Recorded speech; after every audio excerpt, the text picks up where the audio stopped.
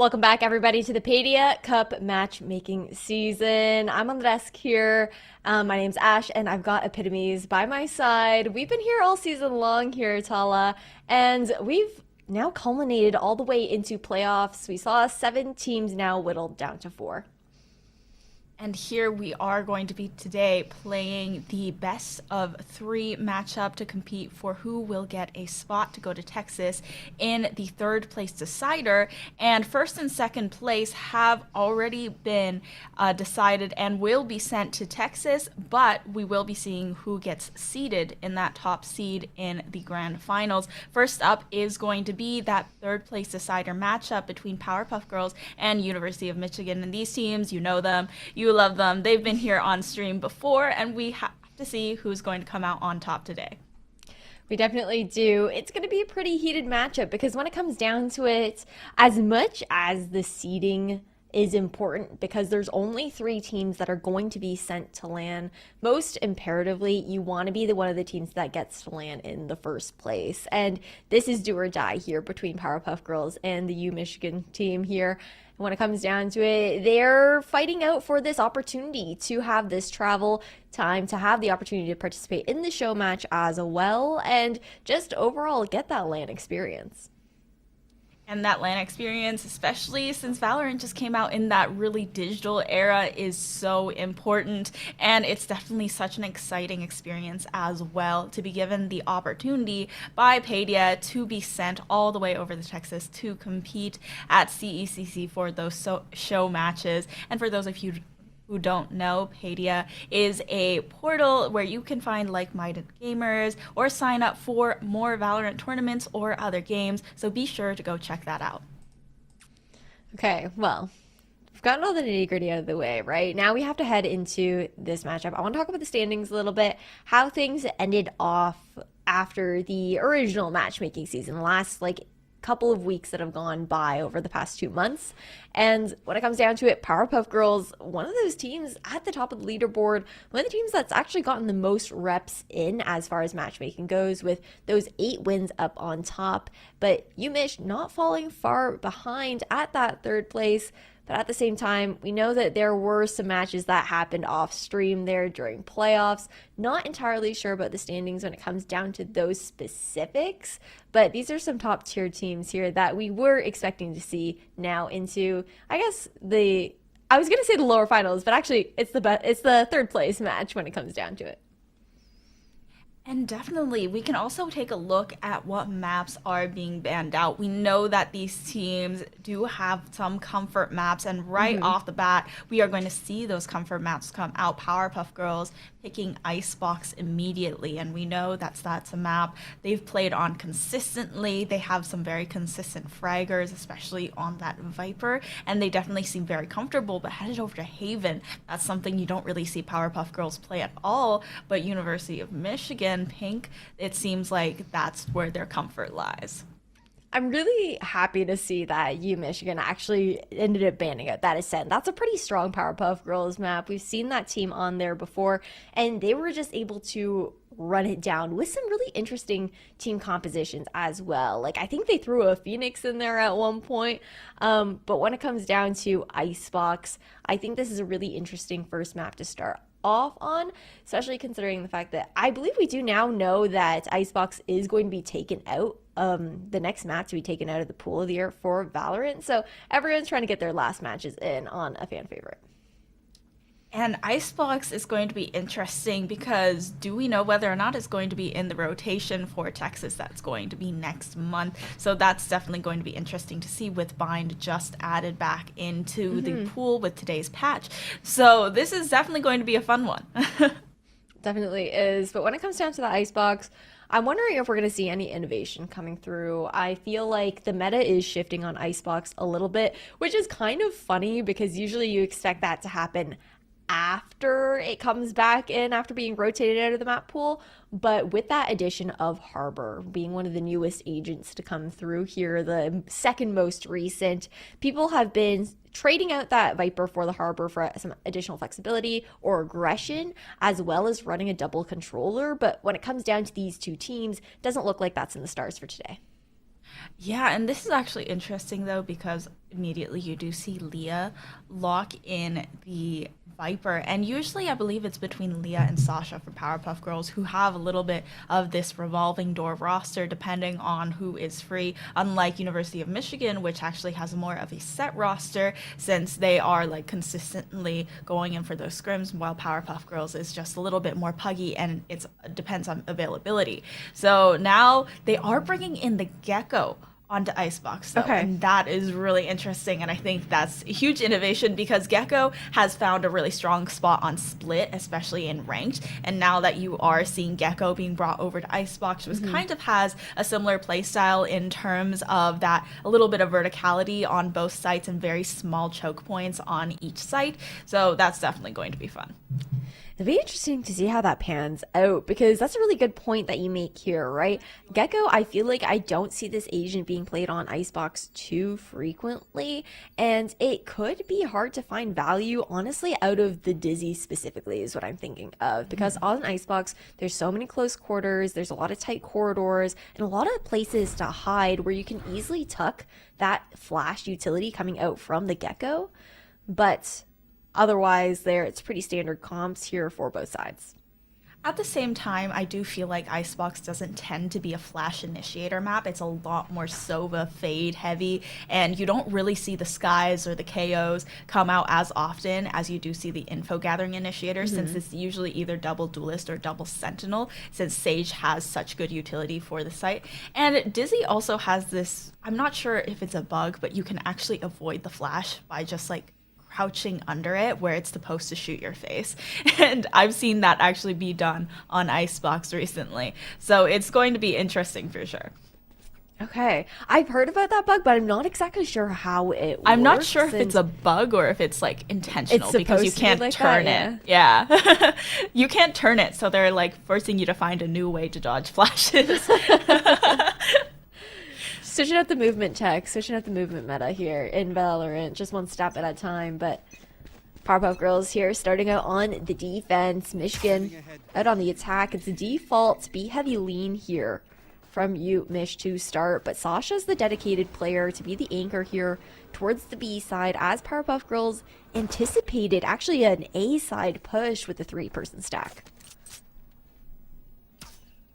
Yeah, they're going to try and play around yellow and hold that position, but now being pinged out by the recon bolt, taken down through the boxes, all the killjoy utility immediately neutralized, and that's just the risk you take when you are trying to hold that aggressive position. Now the util completely gone and player down in the retake. Powerpuff Girls, see how they're going to make this one work. Slow retake situation here. PPG, I mean, they are down 2 players at the moment. Make that 3, because not in the mood is in the mood to get some frags here. A quick head tap and a third to come through. Takes down Pauline. A 3K to clean up here for you, Michigan, and a flawless round to earn the pistol. Yeah, not a single kill to be swung in Powerpuff Girls' direction, and coming into the anti-eco now, obviously a lot of those SMGs and a Guardian being bought up over on Michigan's side. I expect that Powerpuff Girls are going to attempt an aggressive play here. You see them stacking onto that A site, trying to find that little bit of value. Leah's going to actually pick up a Frenzy, but that's the only upgraded weapon that they will have as they attempt an A site rush. Yeah, it's just immediate aggression coming out from the defense right now. Kind of a little bit of a death ball situation. Go to reclaim the orb, and New Michigan slowly making their way over towards A. They might not expect this mid wait, though, coming out from Michigan, and no one's checking the corner. Tina's gonna go big. Gets 2, gets 3 frag, though, here from Melanie.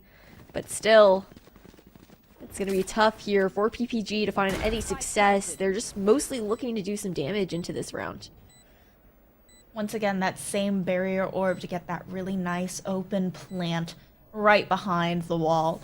And they have to go once again for a full retake situation, but with the player down once again and less weaponry, not in the mood. Getting a clone kill onto Melanie, and Scrambled Egg is going to hold down the yellow position. Leah, the last player standing, does a bit of chip damage, but Scrambled Egg still going to come out on top of the duel. Michigan take 2 in a row after picking up the eco. Okay. pretty much how you expect the cookie to crumble here. I mean, it's Valorant. You're expecting these teams to, if you pick up the pistol round, you're usually picking up that second, and the 4 sub doesn't come out too frequently anymore, but it's a comfortable anti-eco here for Powerpuff Girls at the very least.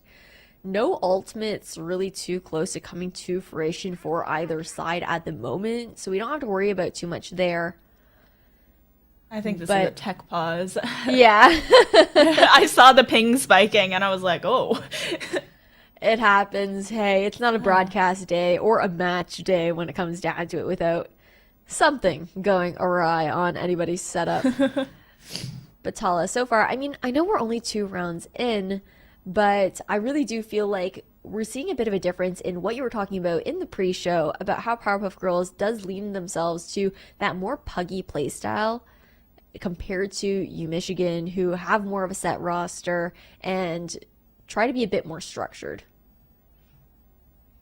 Definitely feels like Michigan is running a set play, and you can kind of see that discipline coming through too, especially on the eco round that Powerpuff Girls just played. Tina letting that first player escape in an attempt to get a few more kills, and just to trigger discipline, the knowing that there's someone coming, putting that alarm bot dedicated towards the flank. Definitely a lot of fragging potential from Michigan and just very set plays. Curious to see how the adaptation goes through going forward. I know that that eco round was like a gimmick play, right? Powerpuff Girls, all 5 players look to push out, but looking to see how they kind of adapt going forward, because Michigan, even going into that initial anti-eco in round number 2, slowed things down a lot. They were already anticipating Powerpuff Girls to get aggressive, and I feel like that tells you that Michigan Pink have done their homework, because PPG within the Paidia Matchmaking Cup at the very least are known to be more of that kind of hyper aggressive team, and I think that does lend to the fact that Melanie, being the IGL, is leading from the front as a duelist. Yeah, leading, trying to get themselves into those flank situations very quickly, but they also aren't really setting it up that well when it comes to in terms of the Dizzy utility. But obviously in pistol rounds you also are left with a lot less of that utility, and even more so on that eco. So headed into a full gun buy as this round gets started, a little bit of information in a main on where these players are going to be, and that's where Powerpuff Girls is heavily leaning. They still have Leah looking mid or a potential lurk play from Michigan, but otherwise 3 players stacked around this A site.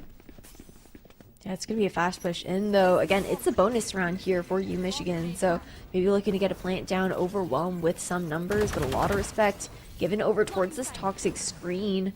Not in the mood. A cloudburst towards backside, looking to try and find some sort of information. Doesn't actually clear the box. But at the very least, you got the Julie there for the trade, and here it's just the retake for PPG as U Michigan secure the plant.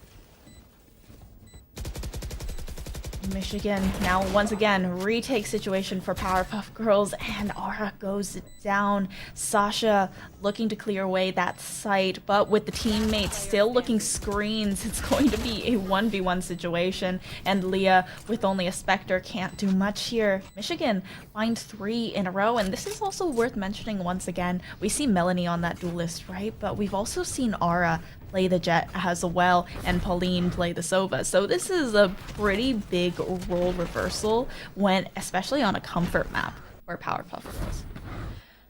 I think, though, that the fact that Powerpuff Girls has this kind of rotating roster that comes through with players who swap roles pretty frequently, it's both a pro and a con. It's a bit of a double-edged sword in that sense, where there's that adaptability, there's that flexibility in being able to kind of change up your compositions on the fly if you need be, and play into that more puggy play style that allows you to be a bit more fluid, a bit more adaptable. But at the same time, there's the con of, like you mentioned, just not kind of synergizing necessarily as much as you necessarily would with a roster that's constantly playing together in officials, pracking together and whatnot. But again, it's this push over towards the B side, and always this early information into B main due to that alarm bot. Nice stall coming out from the Nano Swarm. Toxic Screen should drop from Michigan pretty soon with how long it's been up, and the stall is doing wonders to get that timing. Ooh, Tina, though, once again, another lurk to catch out Melanie. And without the duelist, they have that very deep alarm bot positioning over here on A, allowing Tina to get a lot of value and create so much space for the squad. Not in the mood, actually going to play the lurking duelist and just neutralize Leah coming through, or Sasha. Leah also going down on the site. Spike down for you, Michigan, and this is just looking clinical from them. It's all up to Pauline with only a Marshall. Can't hit a single shot either. You, Michigan, with 4 in a row. It's kind of tough here. I think what is a little bit worrisome as well is that on PPG's side, they don't go for that stage composition, right? So swapping sides, getting those plants down on B, even on the retake, be difficult. And for you, Michigan, I think that their post plant's just really strong. You're running double sentinel. You've also got a Viper who knows lineups.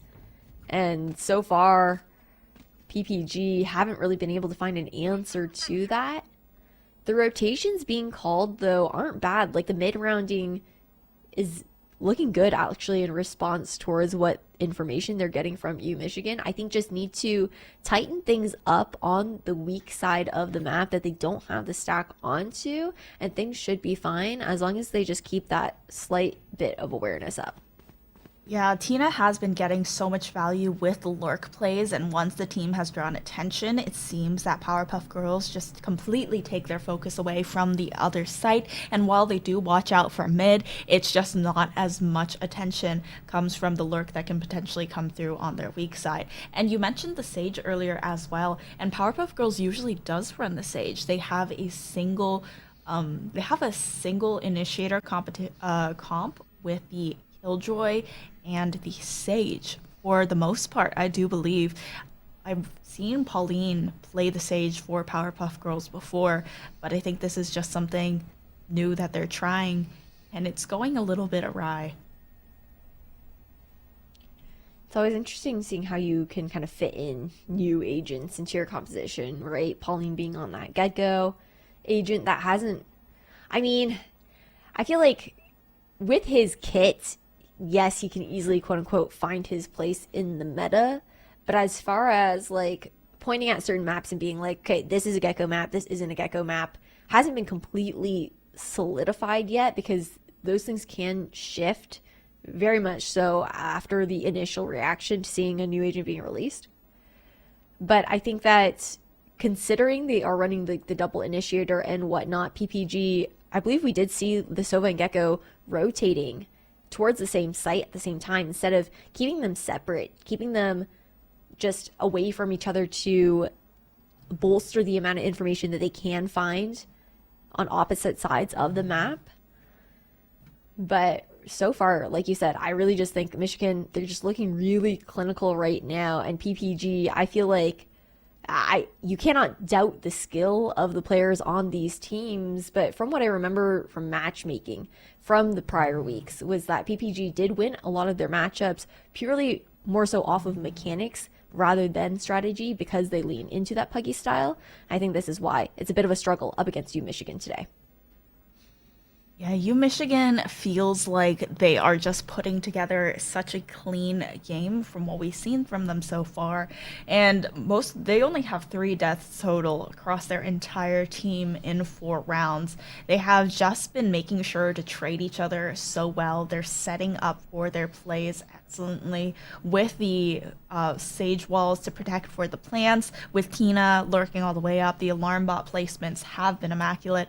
And it seems like Michigan, they are really well versed in Powerpuff Girls play of Icebox as well. Since Powerpuff Girls have been on stream almost every single week, playing Icebox nearly every single week, there's so much VOD material for Michigan to go through that they can just look and say, okay, well, here's what they're doing in their eco rounds. Here's what they do on pistol. This is what they're doing on their gun rounds when they're up against a bonus. And they are learning how to counter it incredibly well. Yeah, the reads are just really good. That's always the danger of having a little bit too much footage of your team, right? Is giving too much homework for your opponents to do, if you will. And I think that it's going to be interesting to see how Powerpuff Girls does handle adapting going forward here within this series. Because all things considered, I mean, everything is on the line right now, right? It's Except land that you're Leah's looking internet. towards. And, pardon me? Except Leah's internet.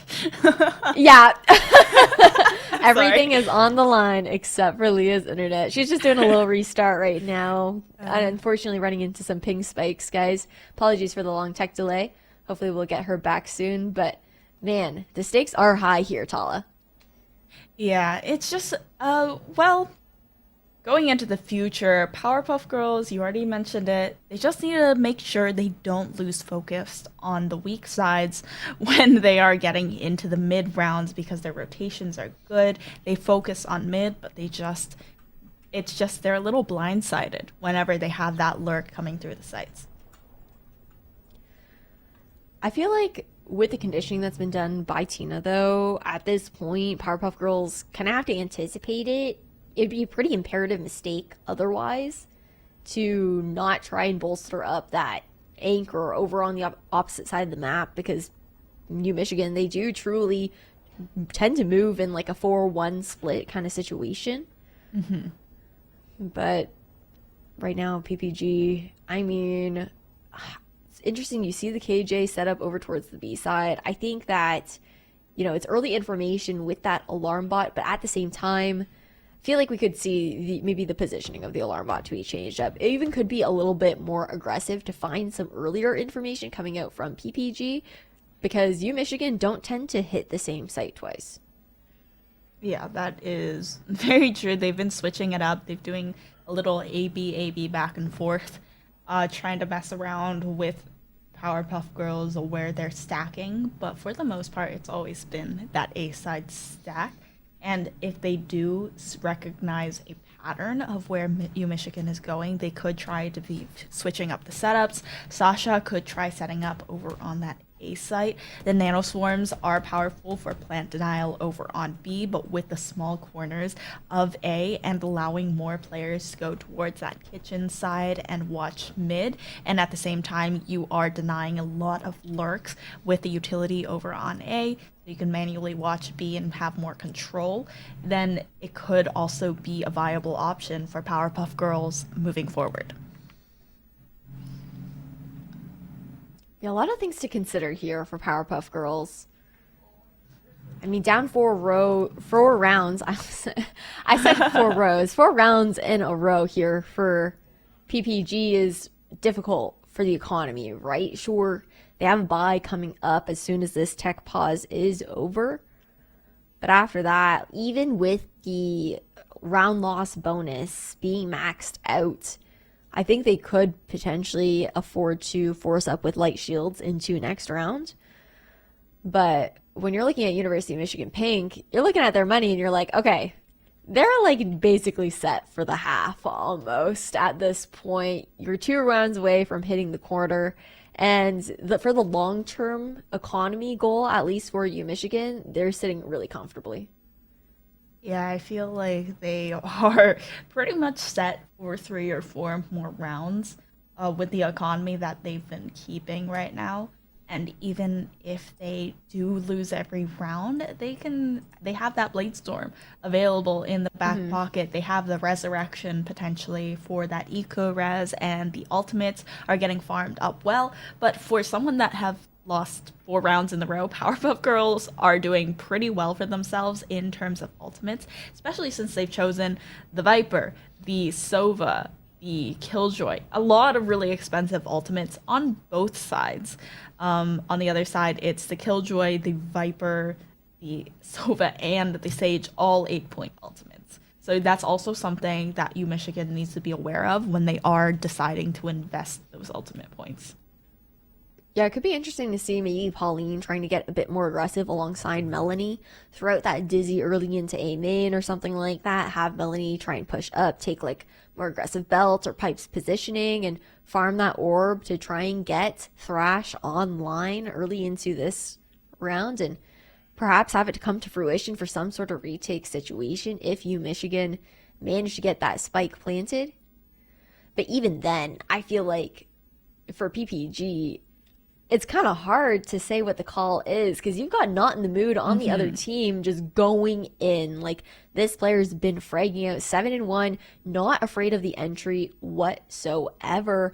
And that's also a force that you have to be reckoned with because Not in the Mood's been able to catch out timings from PPG so that they're not even really able to rotate off of site.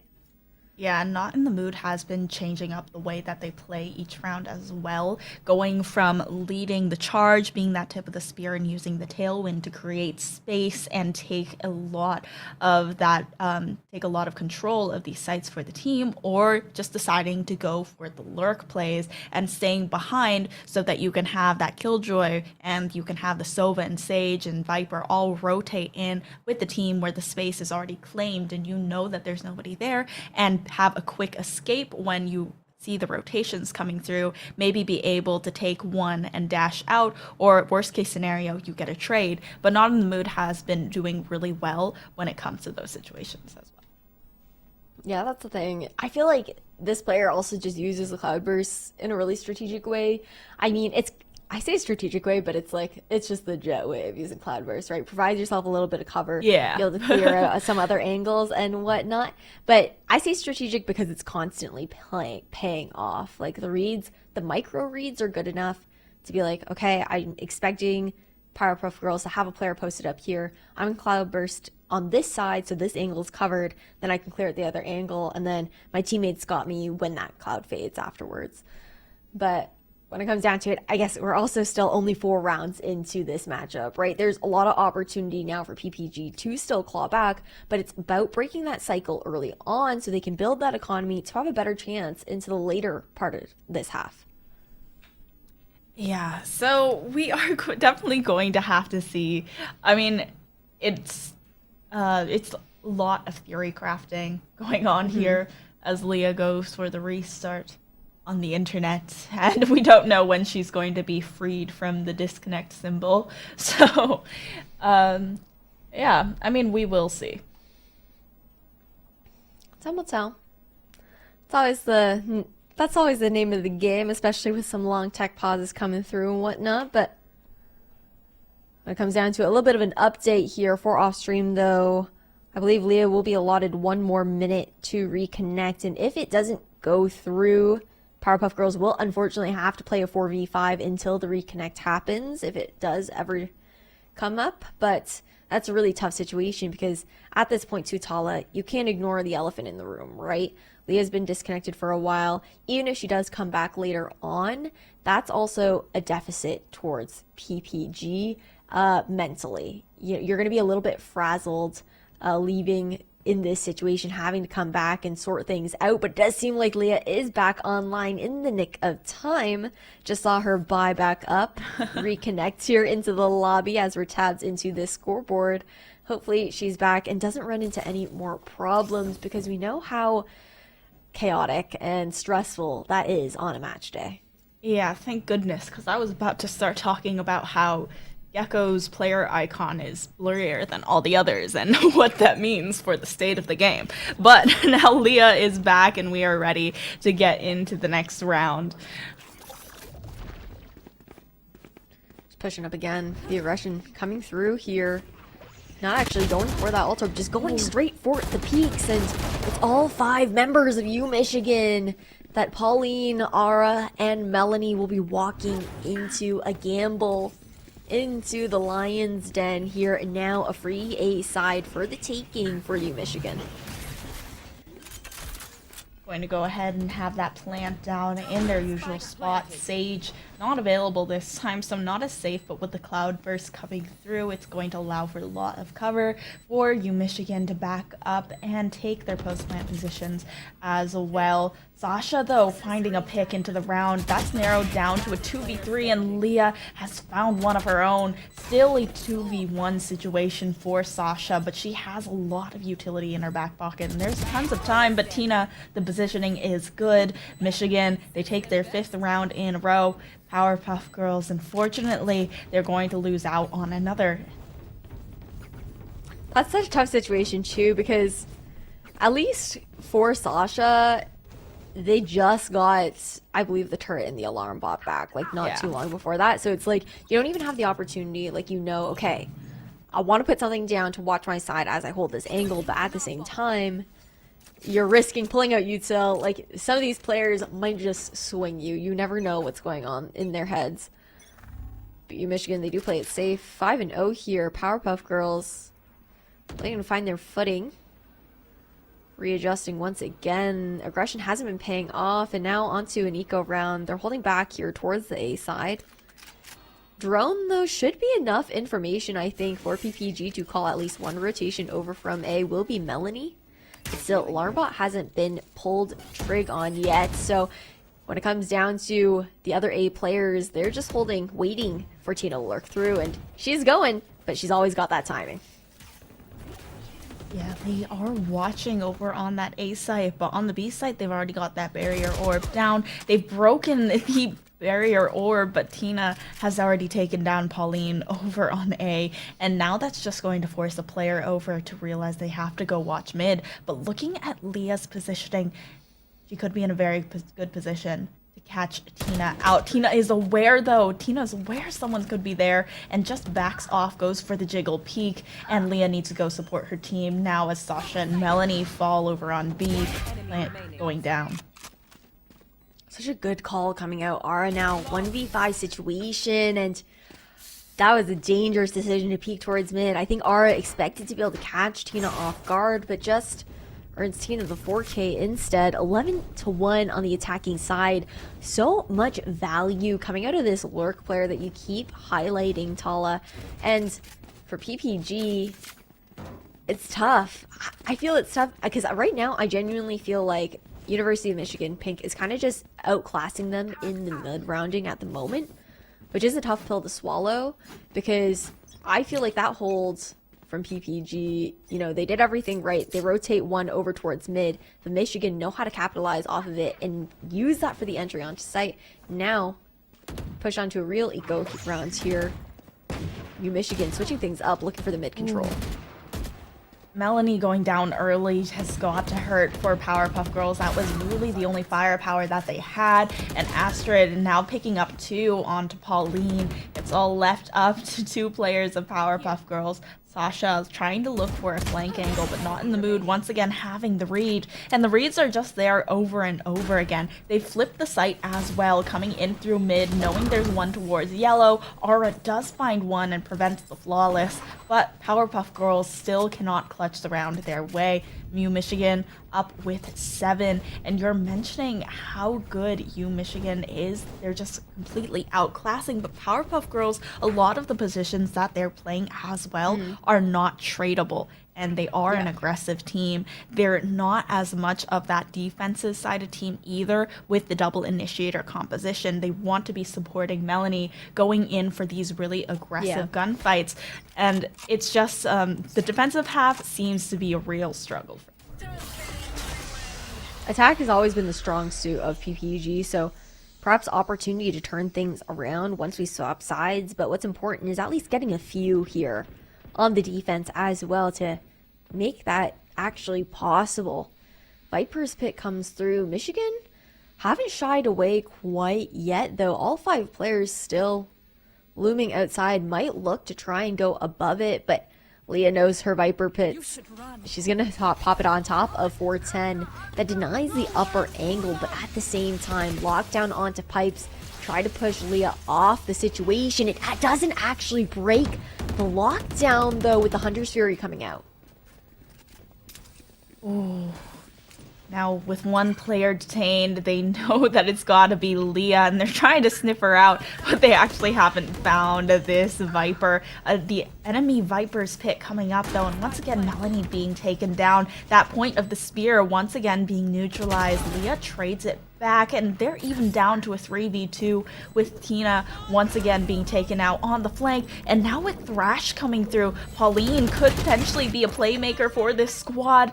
Does the Viper get detained? I believe they do. And Leah comes through once again. The wingman goes through looking for the defuse, finds one, and Leah over the top. The time is getting low. Pauline taken down. Leah knows where one is. Has to go for the drop, but doesn't find the angle. A team ace for Michigan.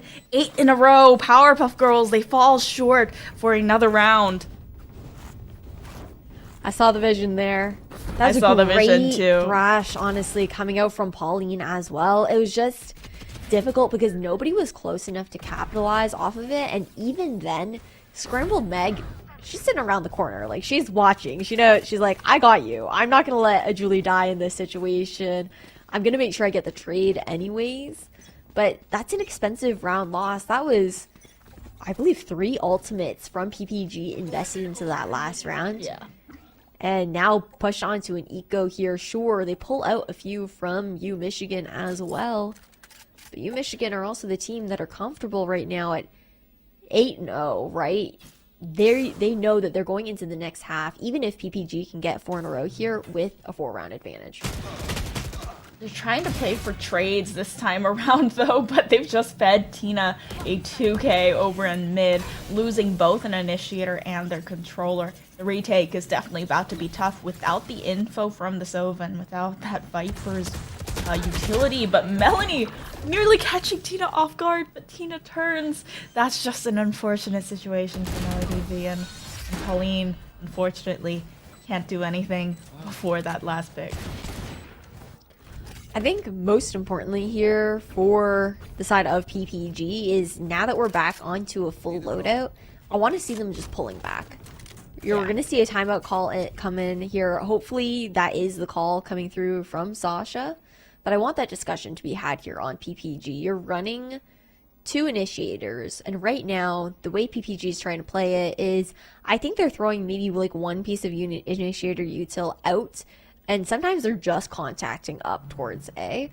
But instead, just chill out. You know, use that initiator utility, find some information on where University of Michigan is playing, because right now it's pretty easy read in my opinion that U Michigan, they're either doing a 4-1 split or they're playing all 5.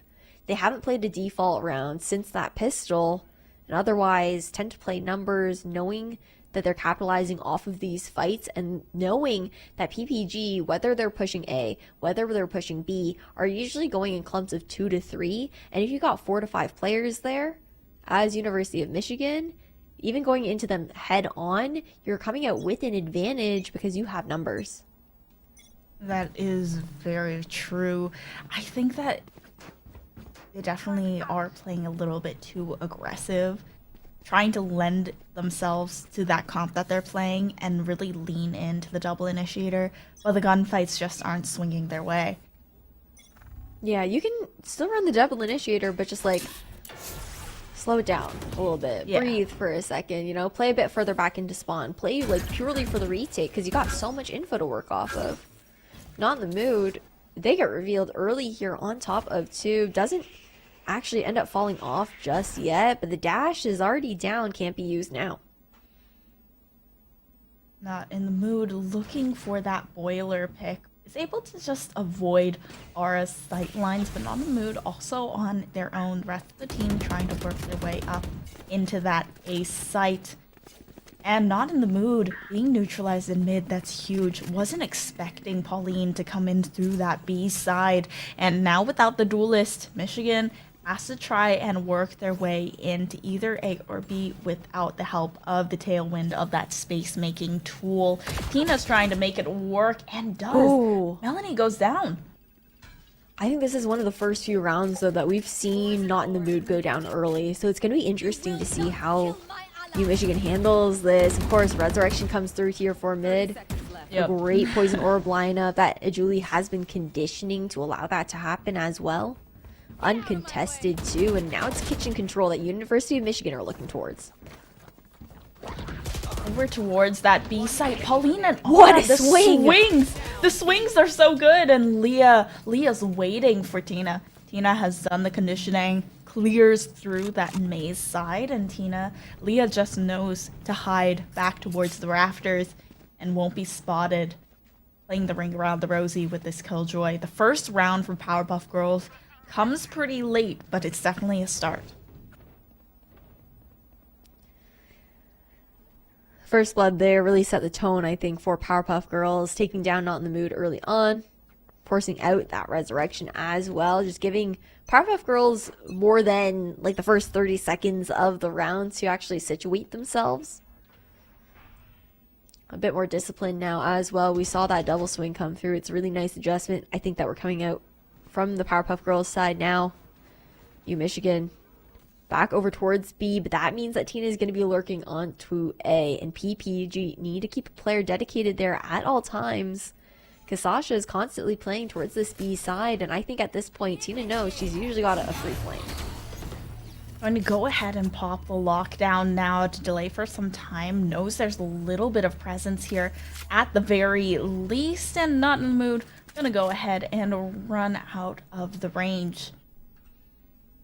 Tina at odds with Aura, hiding in maze, trying to find a play that might work, but has to dance in and out of the range of the turret to make sure that mid is being watched, but not so much now. Not in the Mood is trying to cover for that weakness of the Killjoy's range. Yeah, crept up over towards yellow. Another different lurk coming through, but this is very different positioning from what we've seen previously from Michigan.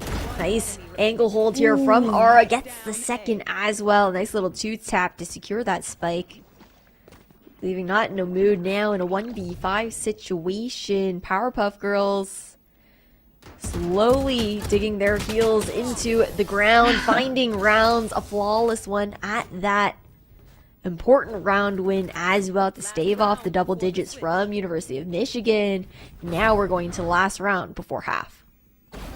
Going into this next round, they really want to try and secure it, not just for the round, but also since they need that little bit amount of momentum heading into the attacking half, which is going to be their stronger side. But Michigan are sensing that sort of momentum pickup from Powerpuff Girls, going to head and slam that timeout button and try to slow down Powerpuff Girls, and also talk about what they can do in this very last round. They were on fire 9 rounds in a row without an answer from Powerpuff Girls, and all of a sudden just being dismantled 2 rounds in a row. The last round, they literally walked into a crossfire, and it just was so unlike the University of Michigan Pink that was playing for the 9 rounds previously.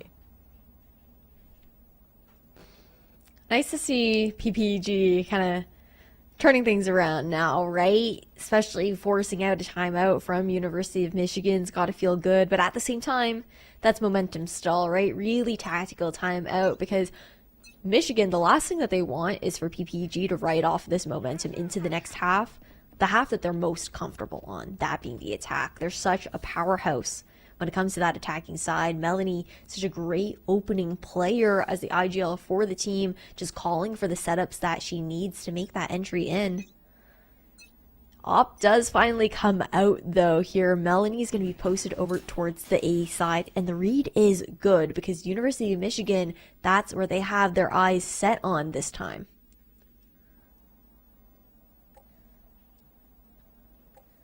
Looking over on the A side, all 5 players, only that turret to watch that flank coming through the mid and the B garage side, and they've already made a bit of noise as well. Melanie taking out the operator, something they definitely didn't expect with their economy being so fractured for so many rounds in a row. Now with such a powerful gun in play and without the duelist or a resurrection to bring them back, Michigan, they're left scrambling, and although Aura is going to get detained and unfortunately spammed through the smoke, they still have a player up, and Pauline is narrowly able to dodge Tina's crosshairs as well.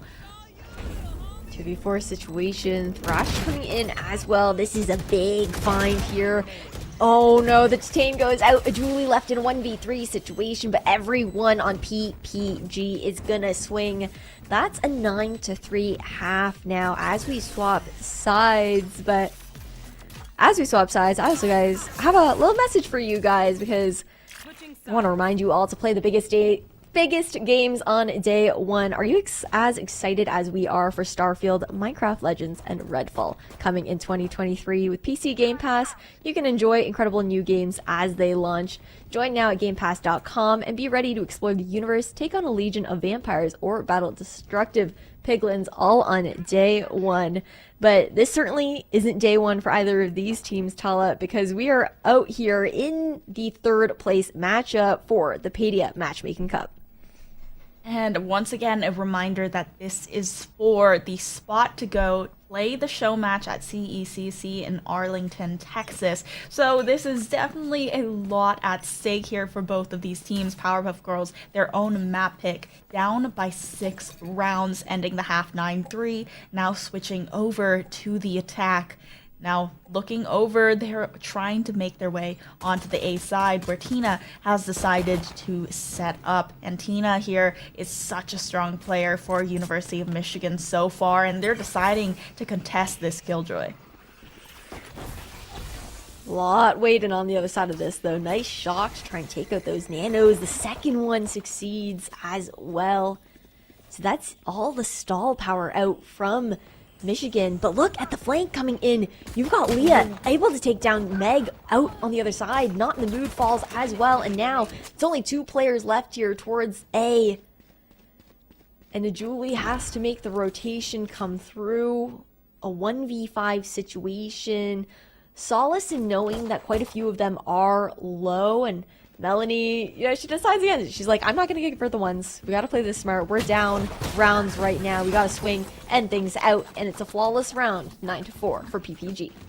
Yeah, the attack setup is just so much better than what we saw on the defense. They had Leah be that dedicated lurker over towards the B side, so Tina could go ahead, use that nano swarm to try and clear out closer corners. And I don't think that the Gecko made a huge impact into this round, but it definitely is helpful since Gecko can kind of play like a sage in the fact that you always give Gecko the spike. So he can go ahead, encourage Wingman to go ahead and plant that down while y'all have the guns in the hands. And now with the buy up, they're headed over to that A site once again.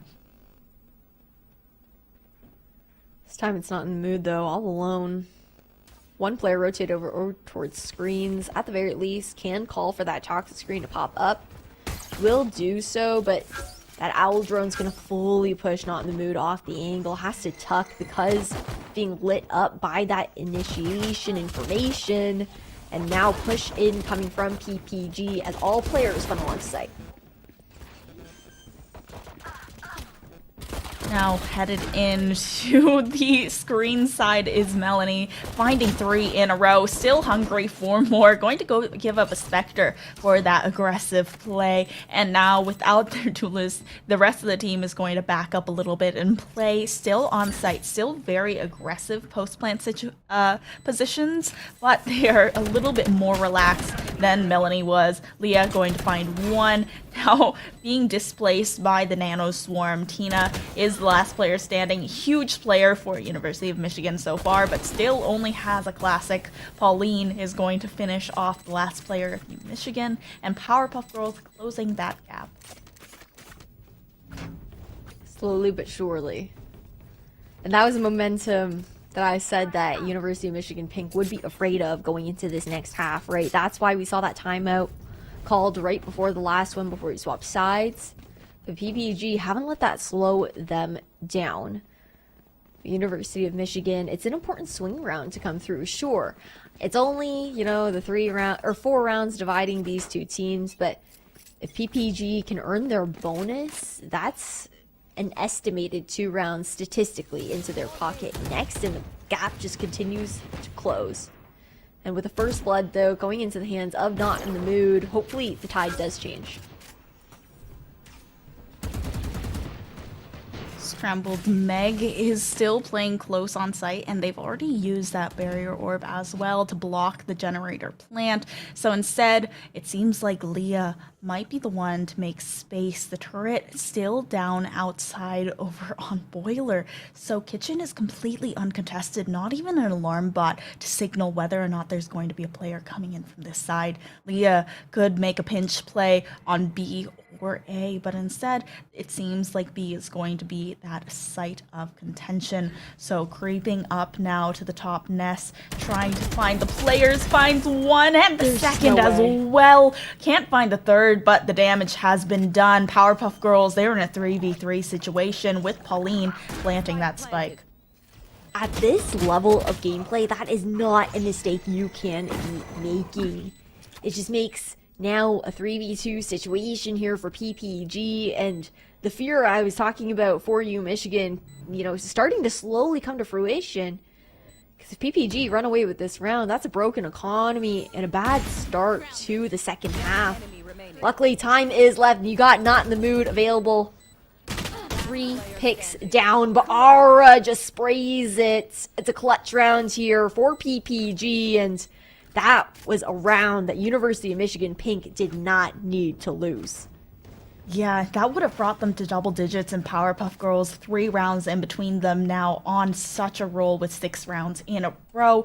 And they also won the bonus. So Michigan's economy is a little bit in shambles. Not in the Mood going to be one to pick up a Marshall with still 2,600 left in the bank, but the rest of the squad, it's Sheriffs, and maybe that Spectre that Astrid was contemplating, but at the end of the day, selling it for a classic. Powerpuff Girls, it seems like they're going to be virtually uncontested going into this next round in terms of that firepower. Another creep up. This time, pretty sure the turret's watching. Melanie is not going to get in here for free the same way that Leah was able to sneak in. Surprised that... Okay, I feel like she surely goes back to actually take out the turret. I think it was just a quick tuck in case someone was into kitchen looking for the swing. But I feel like now First Blood here for Aura adds that extra security. Melanie's now able to creep in. But this is a bit of a different look than from what we've seen from Melanie in the past. She's normally a pretty explosive player with the way that she likes to push onto site. But instead, this time around, being that dedicated mid-lurk. Ooh, Melanie, such a good position to take down Tina and neutralize all of the utility that Killjoy is bringing to the table here. And Julie left in a 1v5 with only a Sheriff. It's not looking good. Melanie still has that strong position towards the kitchen and is going to cut off the rotation at its knees. Slowly creeping back up. It's another timeout to be called because University of Michigan, they got to stop the bleeding now. It's already 2 rounds only to divide them when they were previously running away with things at 8-0 before it started to slow down. Just a bit of a breather here. Actually, I think it was 9-0 because it was 3 rounds in a row at the end there for PPG. So I'm just going to eat my words in this situation. Get the scoreboard popped up as well just to fact check me really quick. But what do you think Michigan needs to do here, Epitomes?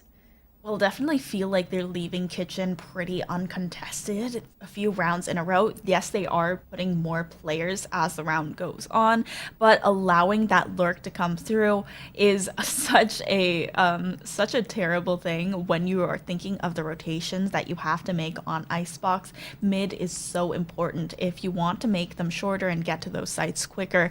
And on the other hand, Powerpuff Girls, they are playing incredibly well. It feels like they are waking up into the match as well. Yeah. Their aim is getting crisper, their plays are more coordinated, and it's just really nice to see from a team that we know can play to this caliber.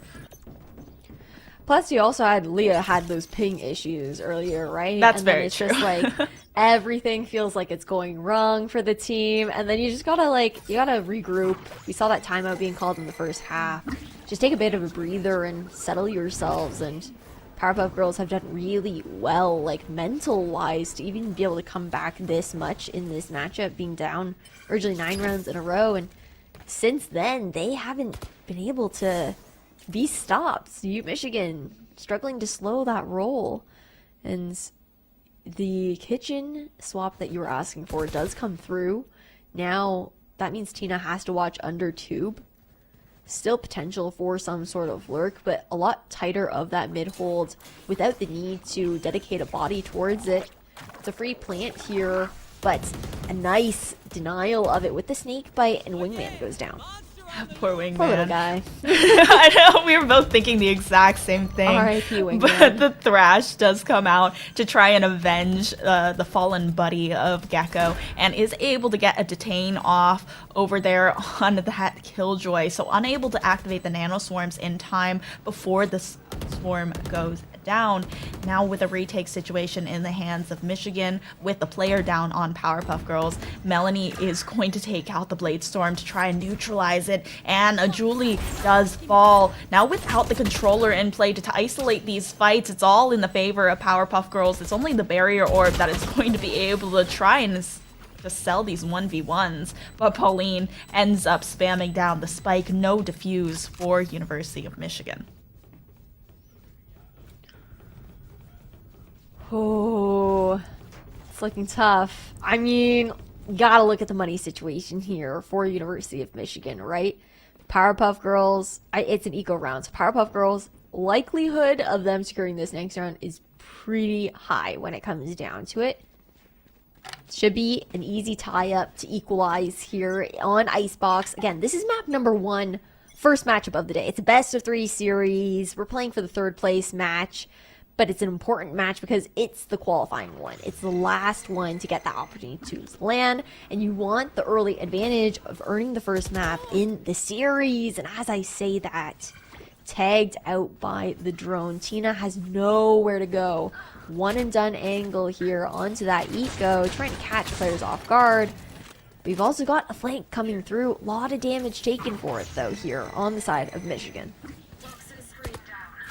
This is a good toxic screen, but they are also going so aggressive along with it. They're deciding to go ahead and flip that site, and now they know that mid is contested, and they're going to go ahead and use that Viper's Pit in order to make it that much harder for Michigan. They want to get this scoreline tied up. Sasha's gun barrel peeking out, but Aura has her back. Now all left up to Astrid, has to go through and peek one angle. Aura does fall, but Leah still inside of the Viper's Pit, and the rest of the players close by. They weren't going to let Astrid get away with that one. Powerpuff Girls, they tie up that score. 9-9, but a full loadout back into the hands of University of Michigan. But I've been talking about swing rounds all game, but this is probably one of the most imperative ones to come through. Right now, University of Michigan Pink, their money's broken, right? When it comes down to it, this is the time that you got to pull out that lockdown, you got to pull out that Hunter's Fury, use every single tool in your arsenal to find some sort of success on the defense. Right now, it's a push over towards the A side, a little bit of a death ball situation here as all 5 players of Powerpuff Girls are looking to make the entry in. Nice denial of vision though here. Comes out with the toxic screen. Lockdown expended. It's complete back off. A Julie might be a little late, caught out at the end, but the wall goes up just in time. It's actually the attackers that save her on that one. Still, that the Hunter's Fury being directed at the lockdown instead of the plant allows a lot of time to pass by between that plant going down. The defending lockdown is going to come through, but Aura still has a Hunter's Fury in her hands and is not using it. I think she's actually going to go ahead, try and save it for the post plant instead, and with a lot of information being given over by the recon, they don't seem to be very concerned. Now with the Hunter's Fury coming through, Pauline tries to find something after peeking top nest, but Tina is going to go ahead and try to run down the Hunter's Fury. Aura, unfortunately, only able to find one before that defuse comes through. The swing round goes into Michigan's hands. Powerpuff Girls, they unfortunately lose out. Nice shots and really nice try coming out from PPG. But a really nice retake coming out from Michigan. I knew the idea there. It was just tough because Pauline, you gotta push up. You're trying to protect your Sova, but at the same time, you're required basically in that 2v4 to at least get one of those picks. Now, the swing round that Michigan needed goes into their pocket, but they're still struggling a little bit on the financial side of things. You know, it could be easily to have their money broken. I can't even speak right now into this next round, but for PPG, they did get slowed down. Curious to see if this affects their performance going into this next one, but I mean, they bounced back from a 9-round loss, so I feel like they could definitely do it. They still have a lot of economy left in the banks as well after winning so many rounds in a row on this half as well. Now going to head once again over onto that base. We just saw that happen to Sasha. But Aura avenges Sasha, taken down by Astrid with a quick 2K in screens. Still haven't cleared out backside though, but Julie is going to make the mistake of coming out of hiding. Now it's a 4v2 situation with scrambled Meg looking from the top rafters, and we have the Killjoy Tina looking over at screens. Melanie is in good position to hold both, but is going to focus over onto the screen side first, and now all left up to the Sage. The resurrection is in the hands, and I think Scrambled Meg was going to try and go for it, but Melanie was too quick to the trigger, and with another tied score for both these teams. For the rest to come out too, it was pretty necessary for Tina to be able to survive afterwards. But now heading into this next round here, PPG tying things up. Momentum slowed down momentarily, finding it pretty easily once again. But this next round, University of Michigan, they're going in with a force up. That means that PPG, if they could take it here, should be a match point to come through afterwards. And that's basically what we're looking towards, right? We're trying to see who's going to be the team to first get to that coveted match point, find that advantage. I don't even know where the pick happened. We didn't get the chance to see it on the map, but all I know is that that's the resurrection forced out right off the bat early into the round. 2 ultimates expended by University of Michigan. PPG, they did, though, give up all the space they had towards A, now moving over towards the B side, where they have to worry about this KJ utility. This is some really dangerous positioning for Melanie, completely cut off from the rest of the team, and they've just lost their duelist. They still have that wingman to go ahead and plant Spike for them, though, unfortunately, not able to. Actually just runs through the Nano Swarm, and they're going to have to back off once again as that toxic screen goes down. Tina doing really well at delaying these players, not in the mood after that resurrection comes through, is going to trade it out for the life of Aura. Now with Powerpuff Girls at a deficit, 3 players left over. University of Michigan, they want to keep that lead. Not in the mood, spots one out, and with 30 seconds left, they can only plant here. Oh my god, that's Leah! Huge! That was the 2K to take out that mid control from University of Michigan, and even though it's just Leah left standing, well, 9 HP and a dream after that fight went awry for Powerpuff Girls. Leah did so much and unfortunately cannot reap the benefits. Dude, man. Do we have replays? Like, can we roll that one back really quick? Yeah, let's go. Let's go. Prod has my back. Okay. That was so much work put into those 2 frags. I mean, the spray transferred down, but the line up to just end it all. It's gonna be a timeout forced on the side of PPG now, Epitomes, and University of Michigan, they're 2 rounds away from winning the first match. PPG, 3 rounds away. It's neck and neck.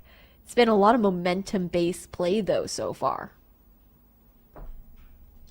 And it does feel like without the momentum that has been keeping Powerpuff Girls alive, they feel less dominant, and they just aren't able to get as many rounds under their belt as when they were just completely one after another after another. As soon as it's cut even a little bit, they just start faltering, and now it's trading rounds back and forth, and University of Michigan, they already had the advantage of being 9 rounds ahead. Now they continue to keep their lead, and Powerpuff Girls, they're really just trying to flip the score and get a little bit of that momentum back on their side so they can be able to overtake.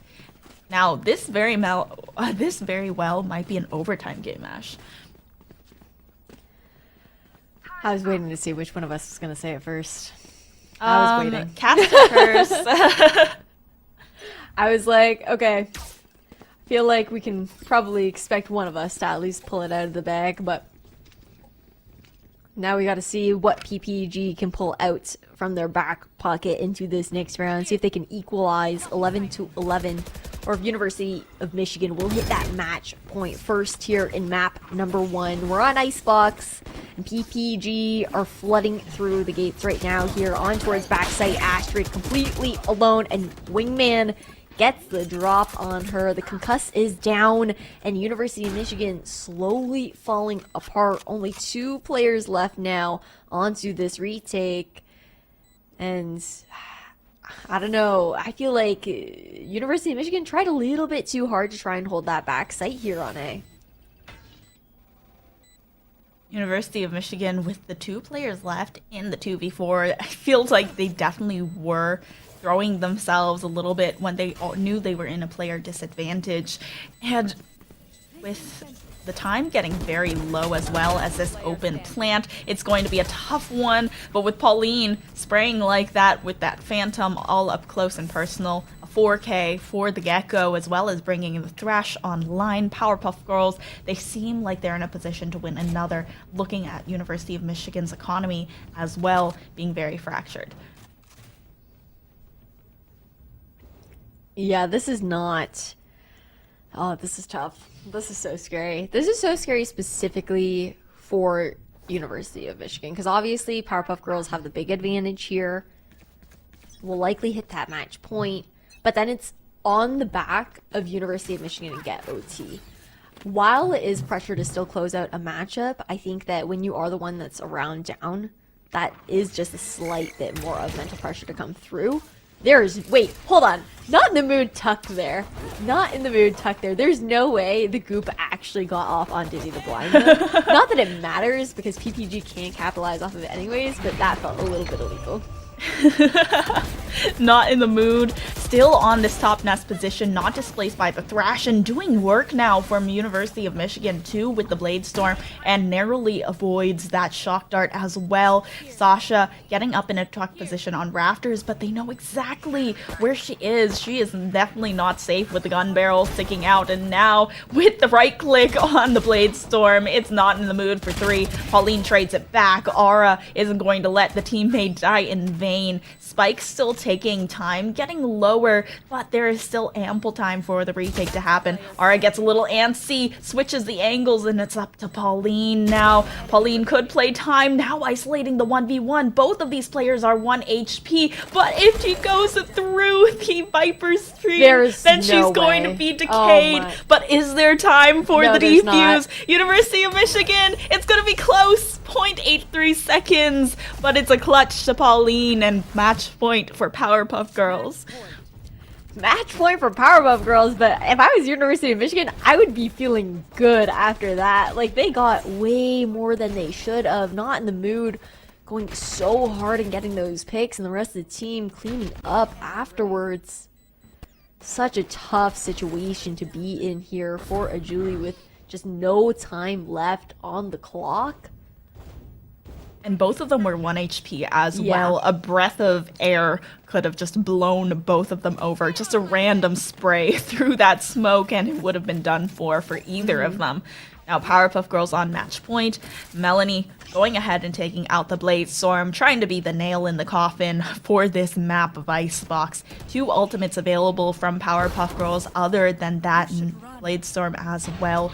The Killjoy lockdown coming into play. There isn't a Hunter's Fury to neutralize it, and it's just going to be completely clearing out this site. The Dizzy coming through, screens, trying to catch out any players trying to escape, but it's just a very open plant while Leah sits on top of 410, the Viper's Pit active. This looks like the nail in the coffin. Dude, I actually can't believe Leah went for the 410 Viper's Pit in this situation. It's just so risky to stand out in the open in that situation, but so is it for Melody when you're gonna get pinged out by the recon. Retake coming through. It's a 4v4 situation. Body's starting to fall. You've got snake bites though for the delay, and like you said, I think this just might be match.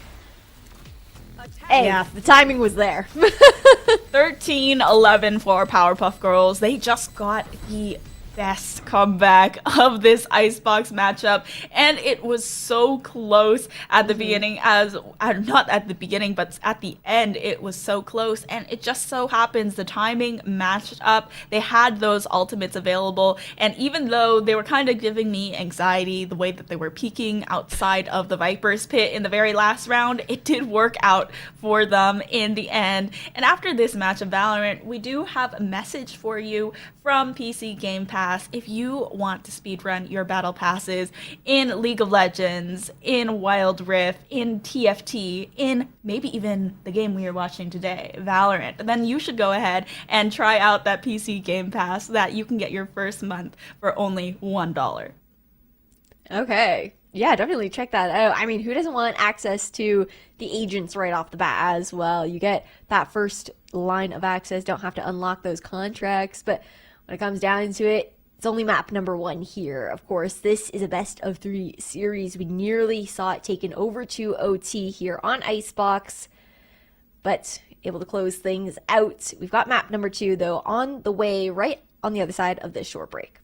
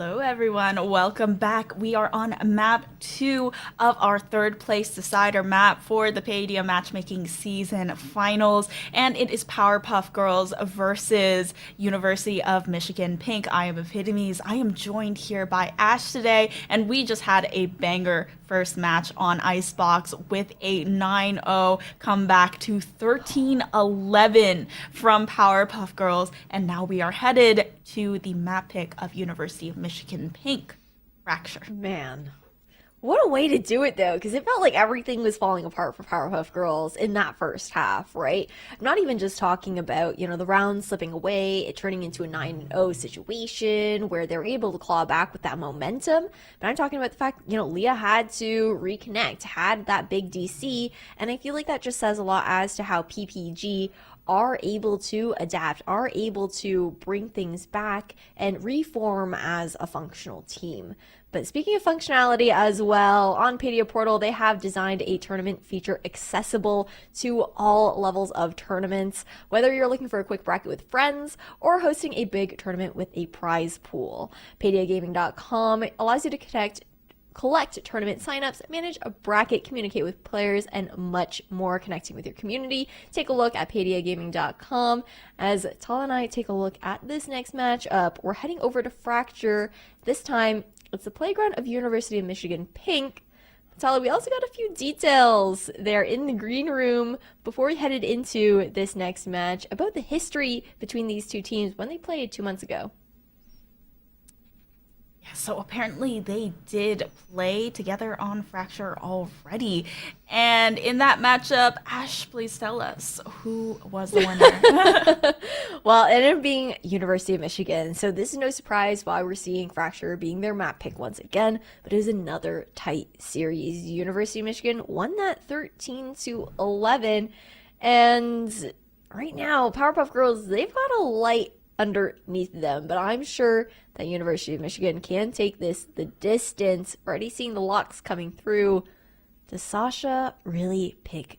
No, okay. No, Sasha's trolling. no. Sasha's trolling. After the swap over to Neon, I was like, okay, all good. She's trolling. I don't need to take what she's picking or hovering seriously until it's locked.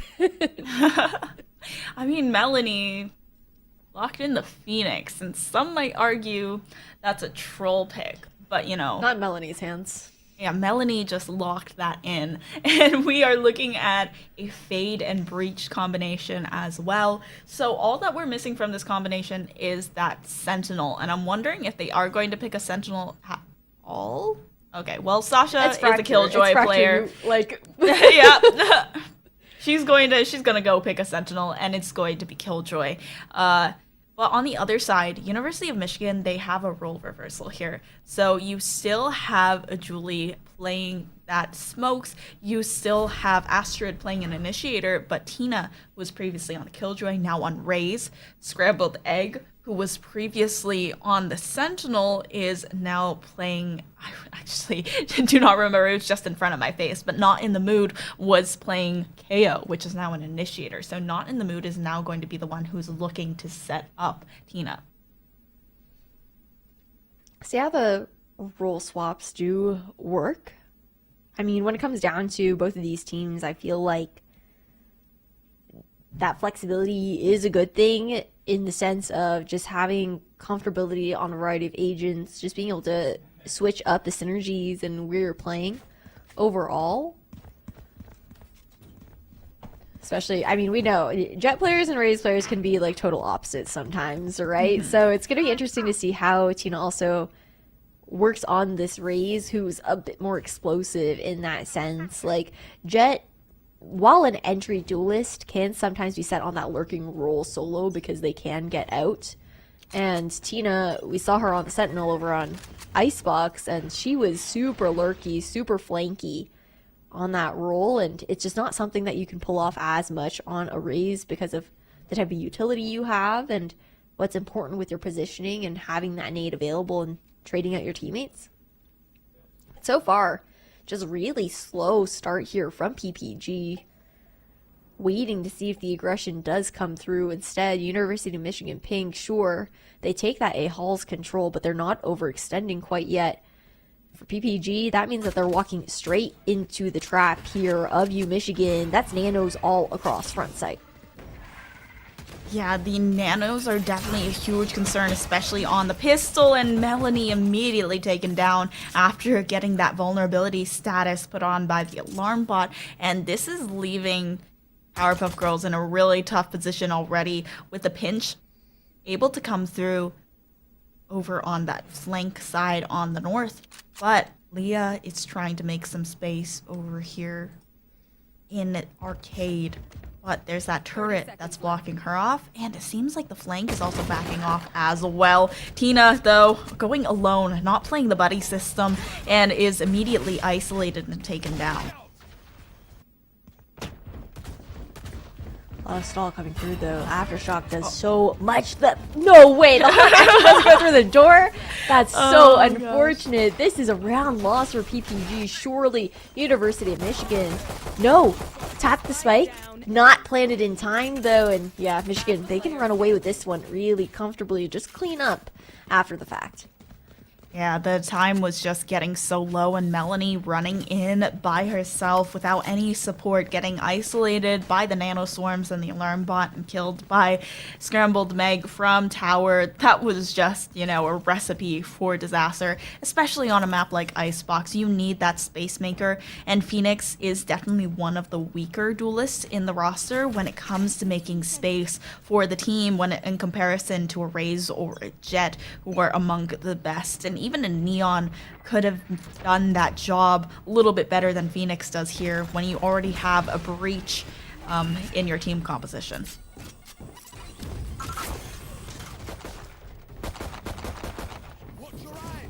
Interesting start here though to the round. Pop Flash out with that curveball, but still a lot of space to be given up here by PPG. Able to finally break through. It's a trade for a trade, but that's a Spectre that I believe could be recovered here deep into A halls, and University of Michigan right now aren't doing much to actually contest that just due to the sheer number of players that we're seeing. But look at the flank coming through right now. University of Michigan, they're fully pushed out on the B side. Leah, the lone waiter here. Cover might be just enough bait, though, to have the push out actually come to fruition from Not in the Mood, and the shot rings true. Leah lines up the head, and that pick is huge to convert this eco round for PPG. Yeah, Scrambled Meg is able to find one, though. Finds a Unless they get second the onto ones. Leah. No. Ooh. You're about to eat your words, Ash. But still 10 HP on this last player from University of Michigan Pink, and they're in a good crossfire position as long as they don't give Scrambled Meg the ones. Walking out now. There's no way. Yeah. Thrifty for Powerpuff Girls. They've converted an eco round in their favor, and honestly, gotta give props to Leah for that flank watch and able to just bait out the peak from Not in the Mood, going for that flank. And since on the defense, it's really tough on Fracture as well, since the easiest way to play the defense on Fracture is to go for those pinch plays. Not in the Mood thought that she had it. That's tough. That is tough. I just love how the toxic screen was just so bait to be like, okay, I have a little bit of cover. I can just like creep up here, get behind the spawn box. Nobody's surely waiting. Why would they be? But surely. I feel like that just also speaks as to how these two teams have probably studied each other going into today's event, right? Haunt comes out, information found, but also denied at the same time. Nice pop flash to really delay right now. It's just utility across the site here on the B side. Things are getting super scrappy, a little bit wacky, and a shorty into tower is something PG have to watch. No! They don't even have to go in! They don't even have to go in! Oh no! Melanie still over here with the heal though from the Blaze. They have to go pick up the spike, but able to block a little bit of the information out. Powerpuff Girls should be able to get that spike down, but tower still being contested. Still Melanie with the firepower, able to clutch that one out and reclaim control of the high ground. Now all left up to a Julie in a 1v2 situation. Canteen blocked off by the hot hands, so a Julie doesn't really have that many positions where she can play. Ara's watching the foremost one. Okay, that looked like it should have hit on the first shot, but Powerpuff Girls, they do win it in the end. Hey, we've seen a lot of things that should have, should not have hit, whatever it is. It's, you know, it's Valorant, precise gunplay, right? When it comes down to it. But, man, I'm scared right now. If I'm University of Michigan, I'm pretty nervous because you got a lot of ult orbs to play with. And Melanie, she's on that Phoenix. You know that they are farming that run it back. It's always been such a big entry point for PPG when the Phoenix is in play. Ult orb, ult is already online here, so could very much use it knowing that Michigan are finally buying up once again. Try and just deny any economy building from them if able to find those picks and whatnot, but still gotta make your way on towards site before that can happen. A deep start for the run it back to make sure that it's safe, and Tina is just gonna be the one to look to cut it down, and no one is able to follow up here for Melanie with the delay to come through and the value denied here from Michigan. They're still trying to head in. What? Through drop, but what? Tina finding two there? And now Powerpuff Girls, they're at a deficit. Julie's in such a good position. They weren't able to get a good read in Sands, and Nano might be the one to take a Julie down. No, the Brim survives with literally 1 HP, and now it's left up to Sasha to plant this spike in a 1v3 situation. Could be a 1v2 if she just, you know, gets a nice place walled bang and is able to clinically clear. Not in the mood, but it's still too much with Scramble Meg. Goes for the gunfight. Powerpuff Girls, they are tied at 2-2. Big reason why this worked out though was the super shallow incendiary coming out from the side of University of Michigan. The fact that we had that come through just completely delay Julie being able to isolate Melanie in that kind of sense, splitting her up from the team, and anyone trying to push out of the smoke doesn't necessarily know that there is a molly down until it's too late. And this allows University of Michigan to continue to buy up into this next round. Either side, though, could easily have their economy broken with how neck and neck the series is so far, 2-2. But constantly, it's the A main pressure that University of Michigan look for. They're always looking for that space to get early information, trusting that Scrambled Meg can hold down the 4 onto the B side, and that's both lockdowns out early. Both lockdowns coming through. Attacker lockdown going to just pop slightly quicker, so they just neutralize one another. Now looking towards that A main hold, it's once again the Killjoy, or the Blaze and the Breach being set up together, but Melanie is making space already. That flash has gone through, and the curveball does hit. Melanie clearing out the space in tower and claiming it for Powerpuff Girls. Spike heading over in the hands of Pauline, using that fault line to delay the push through Canteen, and now an open plant spot for Powerpuff Girls right at the front of those boxes. The post-plant positions are good as well. Now Nano Swarms both on the spike, while the Poison Orb is also on top of it. They could totally just play lineups now and play for that time. You see Leah right now? They are definitely playing for lineups right now. Leah, where are you? I don't know. I don't even know how long the lineup's going to take to actually land, but luckily they have nanos too. You got 2 players in towards tower as well. Pauline's got both of those flashes, but the knife is big. The suppression denies a lot of that utility. But still, with the positioning that Leah is in, this is something that University of Michigan are going to have to keep mind of going into those future rounds, knowing that PPG have incredibly safe lineup spots where they don't have to be anywhere near main, and they'll play them if they have the numbers. Yeah, but the only downside of that is you're really leaving your Yeah. initiators and duelists in a hard position to get themselves onto site without that extra firepower, because you have Pauline planting the spike, you have Aura just trying to clear that space for Melanie. So when you have Sasha and Leah playing for the lineups instead, it's definitely going to feel like a little bit of a deficit. But since it is the attacking side, they do have a few less players on each side, except for in this round. This round is the exception where University of Michigan have decided to stack all the way onto A.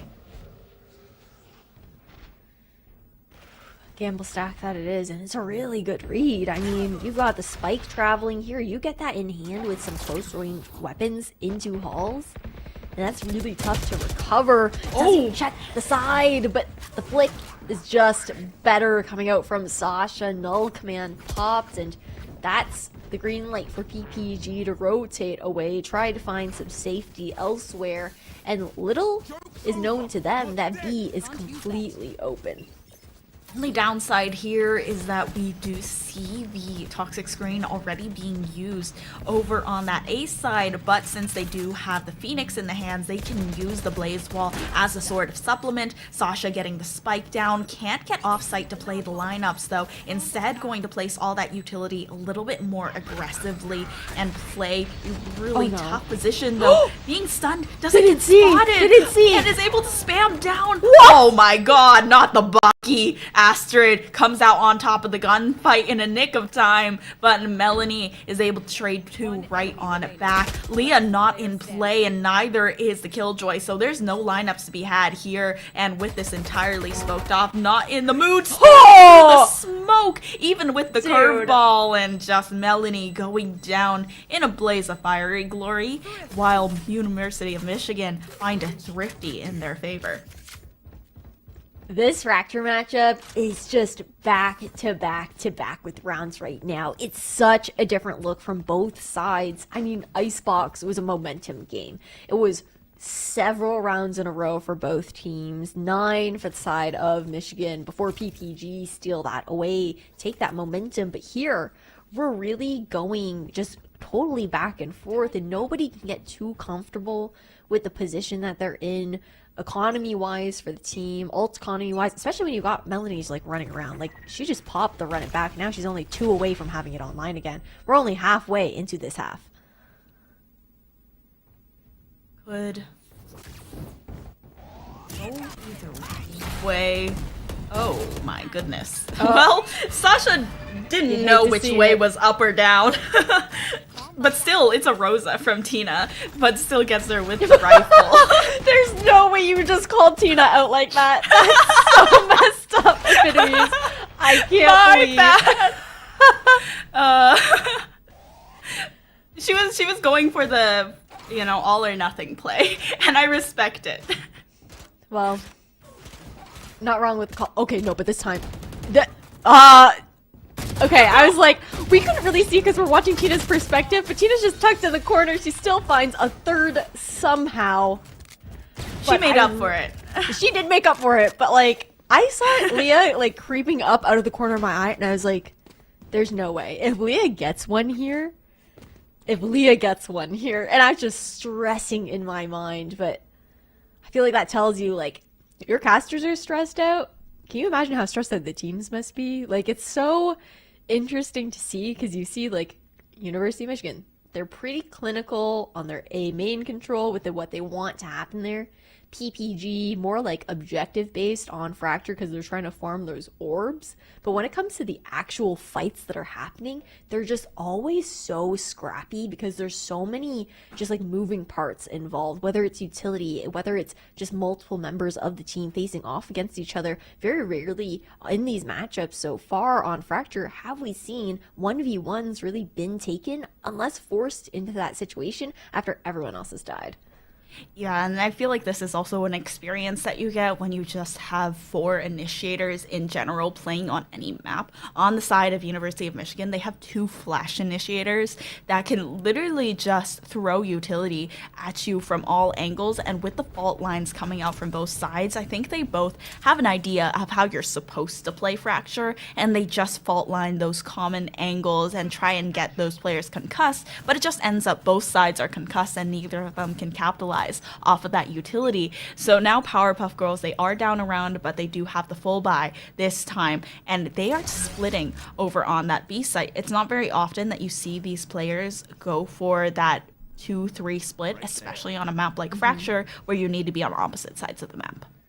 I think what's really big, though, about the knife that we just saw come through is the fact that it revealed Pollen. And that's the player who has the Rolling Thunder right now. I say that, of course, Melanie's going to be the opener, steal the show, in a sense, if you will, but Scrambled Meg not going to be checked here. Back towards Dice, gets one, not able to secure the second. PPG, they walk away still with a player advantage, with a three-person flank to come through here from University of Michigan. I think they have a Rolling Thunder of their own, about to be ripped here on towards site. That's a snake bite that finds so much value, buys enough time to reposition, but the pinch comes through. Tina to assist here in towards tower, left in a 2v2 situation. Swarms to delay, smokes to come out, but we've seen the sprays coming out before, and you've got two to fight with. A Julie only with 1 health on the clock, looking to whittle away at the guns of PPG. Can't win out the round. Things are tied up here, 4-4. And even with that 4-4 score line, can all of these players buy back in? Powerpuff Girls, they've had a pretty fractured economy for a few rounds now, and it seems like that is the case with this round as well, since it's always so down to the wire with both of these teams. But even then, Michigan has that buffer of the 2 rounds in a row that they won previously and still have the full shields. But other than that, it seems like Powerpuff Girls, they're really struggling with the economy and having to buy rifles every round. However, to make up with that, they can supplement with the fact they have the 3 ultimates available. Last time we saw the lockdown used, it was completely neutralized, but this time it can find some value, especially in that underpass position. I'm curious to see maybe like even a fake come through, because as soon as PPG's not showing any presence towards A, Michigan's pushing out, whether it's Halls, whether it's Dish, they're finding that info early, and the read is that it's always a dedicated site split. Ooh. That this pick, is though, such a good play. It's huge to come in here. They knew that there was someone that had to be tower, had 2 players in arcade playing that crossfire. Just chef's kiss from Powerpuff Girls to take out that 1 player. Now they're just continuing to whittle down at Michigan's numbers. They know that they're going to go on the flank. They like to have this flank presence, and Tina is trying to take the duels on 1v1. Sasha is able to find it, and now it's a Guardian out of Aura, so it's definitely going to be a tough fight against this Phantom, but the Haunt is going to help her out, and now Tina does go down. All left to Julie. Okay, that was almost like ships in the night, but Team Ace for Powerpuff Girls, they bring themselves ahead and finally cinch a lead. It got scary there, but what I want to say is that even though Powerpuff Girls, they earned that round, Michigan, they're making adjustments. They know that PPG can play these lineups, right? So they're really prioritizing finding that flank control, forcing the side of PPG to play more towards site and not really have that lineup positioning that they're comfortable with. So I like that adjustment coming through, because it does make PPG have to rethink how they want to handle that, especially towards the B side. But now it's aggression here again from University of Michigan down towards Dish. They've been switching it up back and forth round for round. Lose 1, and that's an important player for Michigan, because that's no stall left here, no cover to be given. Lines of sight easy for the side of PPG, somehow cleaning up that crossfire. Now spike planted, retake game again, and both players incredibly weak.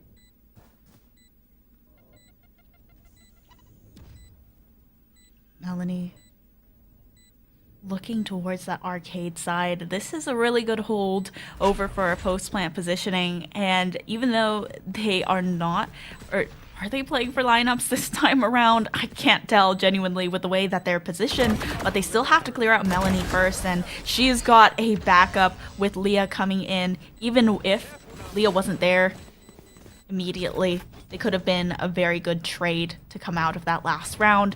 Powerpuff Girls are going to continue with that momentum. University of Michigan, it's only 2 rounds in between, but Powerpuff Girls, they have at least 6 going into that next half. Sit very comfortably at this point. It's like you're guaranteed an even half no matter what. You can only really go up from here, right? If you're PPG before you swap sides. And that's just such a nice position to be in, and it's been really nice for PPG because they've just been farming ult orbs, to be honest. Like, Melanie's just been going off, like, whether in a pair or even solo, trying to get something into that run it back. It's another one to come through. No one is ever really contesting it outside of the A side, where truly the only orb that Michigan tried to keep track of is the one here into A halls. And this positioning is really nice here from Tina, but it's also a one and done, so super dangerous if she does get caught out. Decides to pull back just a little bit, not wanting to get isolated, knowing that there's the safety of a KJ setup behind her.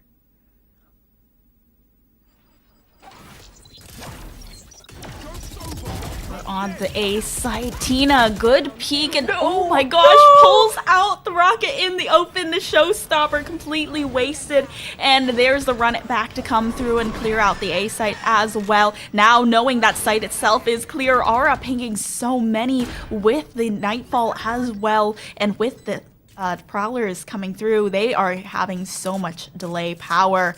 Now with Powerpuff Girls having spiked down, it's a retake situation to come through from U Michigan once again. Incendiary being fired, trying to clear out that close corner and forcing Sasha out of position, but Sasha fighting 2 into Sands, and it's just all Powerpuff Girls in the kill feed. University of Michigan, they fall short for another round. Last round before we swap sides though here. University of Michigan, this is hard, because I mean, Fracture is a very attacker-sided map, so again, we can see a completely different look coming out from Pink once we swap sides, knowing that this is their map pick as well. But at the same time, you can't deny the fact that PPG have kind of just been taking all the map control that they can. University of Michigan, they do so as well, but more in response to where PPG is positioned. This time, switching things up. First time pushing out towards the B side. Previously, it's always been that A push that PPG are waiting for. But they're diligent enough to expect that Michigan might try to swap things up on them. Lockdown comes out, but nobody's home. Well, lockdown destroyed by the orbital strike means no more delay for Powerpuff Girls, but it doesn't mean that they can't get that spike down, and they're able to just take the swarm grenades out as well. The second one is going to miss, but with full 5 players on Powerpuff Girls being able to contest this post plant, and U Michigan only having their 3, it's going to be a tough one and an uphill battle for these players. They're able to get themselves past that arcade position, but the C's comes through, and it's just spray downs from all angles. Another round going over to Powerpuff Girls and handing over an 8-4 half as the side switch. Powerpuff Girls, 5 rounds in a row to end out the first half of the game. You could say that they're fast tracking into a potential series win here, but something else that you could fast track is your Valorant game. With PC Game Pass, members will unlock all current agents, 20% match XP boost given to the Battle Pass, Event Pass, and active agent contract progress. Plus, get day 1 access to every new agent as they're released. Join now, GamePass.com. Get your first month for $1. Hit them up. Maybe you can learn out that Gecko tech that we saw there on map number 1. But refocusing now into this matchup, Epitomes. This is University of Michigan's map pick. They're on the attack now. Stronger side here for Fracture, but this pistol is pivotal for them to find any potential at success going into the later portions of this half.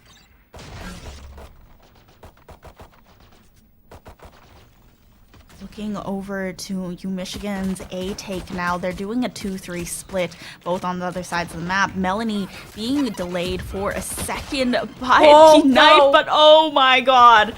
Melanie just walks straight into the paint shells, and Sasha has to try and make up for lost time, but it's not enough. One trade out, and Powerpuff Girls in a 3v4, just like that. Yeah, but look at where the spike's going. You're going to have a rotation cut off in north side spawn right now as Leah finds Astrid, but rest of the team run through halls. Free plant here on the A side. That last smoke was laid down to watch towards CT, but they know that they do have to be worried about a drops player, and there's no cover really to be provided for the side of University of Michigan any longer.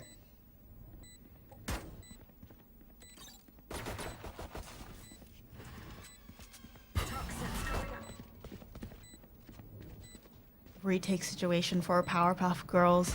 Now Leah turning the corner, and Julie is able to find one, but Pauline, even with the vulnerability status, does take the head off. Not in the mood. Now a 1v2 situation. It's going to be tough. 22 HP. Aftershock forces out the players from their angles, but Julie is just quicker to the trigger.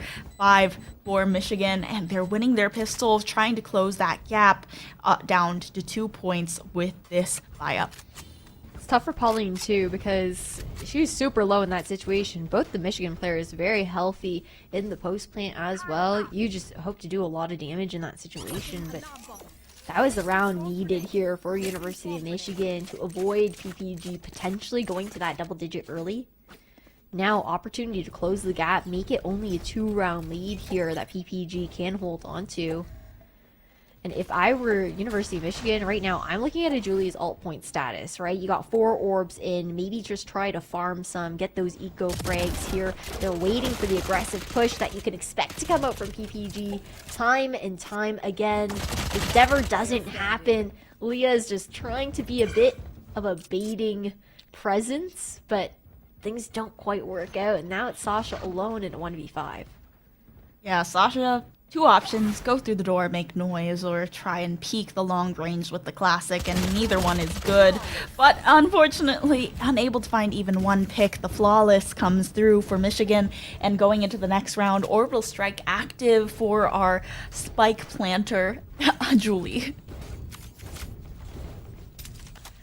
Got that up, got that ready, and that's a huge potential round maker, or round difference maker coming out from Michigan, going into their bonus, right, which is looking super strong. Didn't lose any of those SMGs going into it, and I feel like you just, in this situation, there's 4 orbs to work with here on Fracture, right? Go shopping a little bit, maybe try to get not in the mood, have that null command a little bit closer to coming online. Instead, they're looking to stick together. The flash comes out, Leah's gonna fall. Leah going down now in the gun round, while Michigan still has that player advantage. Is so unfortunate. And now Melanie looking for that early peek, heard the reload, but has to contest with either a boom buddy or the player, and is going to choose the player. Now hot hands available to go ahead and heal up, but the rotation has been called for University of Michigan. They're going to go through spawn and all the way onto that A site. Killjoy still alive though, and can go ahead and pop those nano swarms whenever necessary. However, being shot out as they walk up, gets a little bit of chip damage down, but not enough to prevent that plant. Tower control being taken over by University of Michigan's as they get set up for the post plant.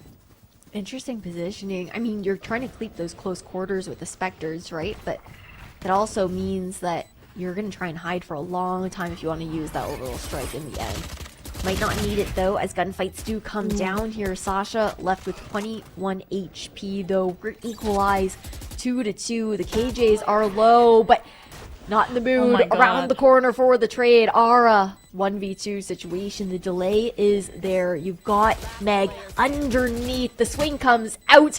It's a phantom moment, though, and time is ticking down. There's no more left in this clock. And Michigan, they take the bonus round, and that is huge to close this gap.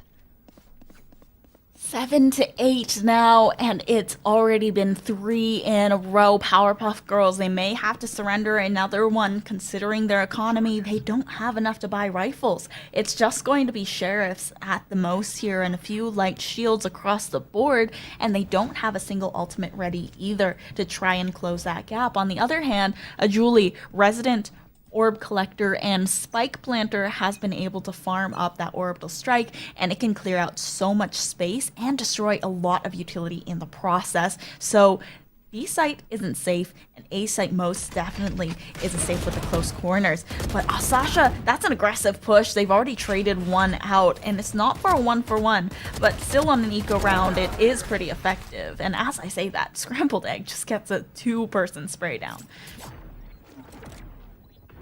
Yeah, Eco Frags come through here. Pauline's only got a sheriff to work with. Nearly all the util up. The only thing missing is the fault line. So flashpoints could be big to try and isolate some players, catch them off guard. But otherwise, this round is essentially a tie-up here for the side of University of Michigan. Unless Pauline can somehow, pop off immensely, but there's just too many angles to check. Julie just got to swing, check that cross. Now 8-8 here, a timeout finally being called. It's Michigan. They've gotten the last 4 rounds in a row. 2 ultimates available now for Powerpuff Girls. This is looking a little bit similar to Icebox. We're seeing a comeback play come through from University of Michigan after being down 8-4. This is the buy-up round for Powerpuff Girls, so I'm not surprised that they want to put it on pause and try and realign themselves a little bit more. Definitely feels like they are fracturing when they're going for these plays, the aggression on the eco rounds, and just getting picked off one by one. I think the other thing too is that PPG so consistently on their ecos do they push out as like 3 to 4 players that University of Michigan have the read like every single time. It's on Fracture it's a little bit different because it is a gamble of, okay, are we going to stack towards the bottom spawn or the top spawn to try and fight that, because you don't know where PPG is going to be pushing from, but you know that they're pushing from somewhere and you're going to try and counter that. Luckily, it's a rifling round to come through now for PPG. You've got that running back up. You've got that lockdown available as well. So this is a round that I would be looking towards the retake for PPG to find that success, to use all the tools that they have available to with the most value that they could possibly provide. The haunt coming out early allows them to get a little bit of that info. There are players towards that B side, at least 2, and now with confirmation of the paint shells in tower means that there's going to be a lot more commitment. But Pauline, such good timing on the swing, and Melanie and Aura are doing so much for the round. It is just a breakdown over here on the B site. Astrid, last player left up, and Aura very quickly will dismantle that. Poor Tina. Man, like, actually, poor Tina. I feel like Tina's been caught out with Raise Util just so many times at this point. And I know how rough that definitely feels, because it's like, timing for things that you wouldn't even necessarily expect. Like, you don't expect or anticipate Astrid to actually, like, disrespect the swing in that, the smoke and swing in that situation, right? So it's just completely catching her off guard. Or, I should say Pauline, not Astrid. Got my breaches mixed up here on either side, but, man. I'm looking at the setup here now from U Michigan. They're looking towards that A site once again. PPG, they moved their KJ over though. Covering over that A side. Keeping a hold on towards that hall spawn, but for the side of U Michigan, they do favor getting some sort of drop control regardless. That Killjoy now putting the lockdown through, but the A site is completely clear. It's the Sands hold that's being really emphasized by Powerpuff Girls, but this is also such a dangerous situation. Their only escape is up the ropes, and if they get caught out, it's going to be really hard to fire back. Oh my god, Sasha, that was a scary fight, but still Tina does fall. They stop them from pushing any further into CT spawn, and Spike still has not been put down, although they will try to get into a better position. And now the nanoswarms? No? Oh, those are the attacking nanoswarms. I gotta flip it. lost. No! Oh my, Wait, no that's so way. sad! That is so sad! Didn't spot Astrid in the close corner. So now Melanie loses out on both the ultimate as well as her life. Sasha tries to make something work here, and it's left up to Aura after the clone kill comes through. Now Aura, trying to peek through onto A main, is still aware that she could get flanked through that door. Finds one on the way down, an admirable fight from the Fade, but still a 9-9 scoreline as they once again bounce this score back and forth. Oh, that was hard to watch. That was just hard to watch. Like, I can't put it any other way. I gotta be honest with the chat, right? Like, if you're Melanie, that's just a tough situation to be in. You expect that safety, like the potential to just like pop out there, but I feel like a lot of people do still forget that change over onto drop, right? The fact that it just juts out in that corner more than the rest, and it's like exposed to that little sliver of a platform.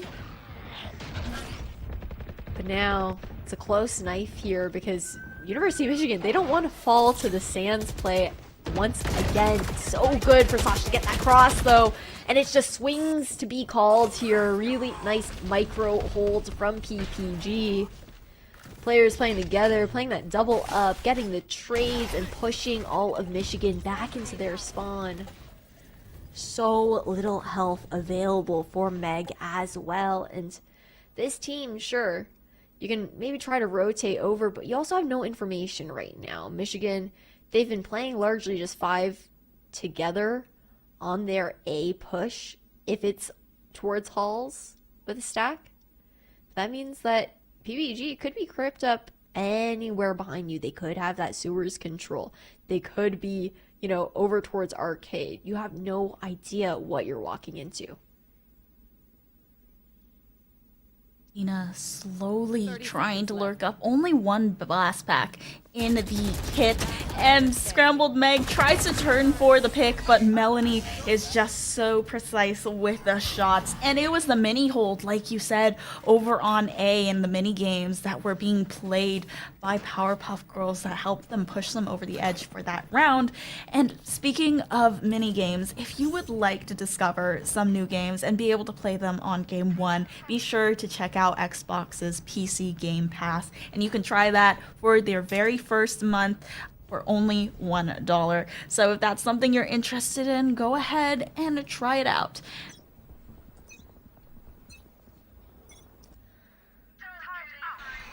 Oh, maybe only $1, but none of these teams here are selling rounds. Match is so close, down to the wire right now. Again, I mean, for PPG, they're a map up, right? This is to qualify for land, the opportunity to go to CECC Arlington in Texas and get that experience under your belt, participate in the show match. And right now, PPG, they're up 1 round here on the map pick of Michigan. Defender Killjoy ult to come in, deny space, but the pick to come through. Pauline holding an off angle, and this is getting scary. 2 players detained. What is happening? What was the decision making behind this? I think they thought the orbital strike would take out the lockdown, but it wasn't in time. And Aura, now with the nightfall pinking so many players, unfortunately the Prowler could have evened things out. And now all up to Leah with the Viper's Pit over on the A side. Has a long rotation to go. They know that Viper's Pit is still active and just recently went down. Scrambled Meg has the time to go for a plant and is going to go safe in that corner. Oh, Leah has the utility out now, 26 HP after being headshot with the Phantom. It's the tower play now. Oh, a wraparound from Leah? They know they have the read. Oh my gosh, and Scrambled Meg is able to turn for the flick. Leah so close to getting away with that play, but now a 10-10 scoreline once again for University of Michigan. They are fighting to get to that 3rd map.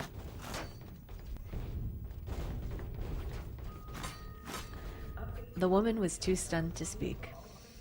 Yes. That was just like the tower fight. I was like, man, Going up the rope. Okay, this is dangerous. Okay, they're checking. Okay, Meg's not looking. And then all of a sudden it's like, okay, flick to the head. Meg's got this. 18 and 12. Don't doubt her ever again. But 10 to 10. Everything on the line again here for both sides. For Michigan, they're itching for a third map to prove themselves for PPG. Wanting to close things out early. Leah's overcommitted to the swing here in towards Dish. That's a controller down here for the side of PPG, and Michigan now feeling a lot more confident in scaling up towards site, knowing that they won't have their vision cut off, knowing that they have, you know, the free swings in, they lay down their smokes, the KJ ult comes out, and that should be an easy free site. But again, you gotta worry about that Sands positioning that they got caught out by previously. Oh, this is so much Killjoy utility as well. That's completely cut off Tina from the rest of the team, but there's nobody to capitalize off of it. Now a nice safe plant into that deep corner over on the A side, allowing for the hold, but oh my gosh.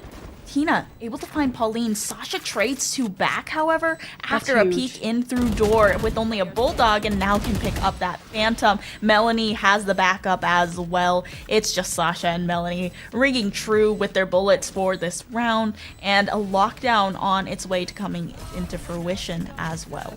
That was absolutely massive for Sasha to be able to get those picks there. I mean, it could have been an easy 2 for Tina, but the flick around, just the absolute snap. And now it's a timeout to be called here. Not in the mood. Calling that for you, Michigan. Pink. It's PPG. 1 away from match point, 2 away from series. Michigan, they got to play perfect basically from here on out.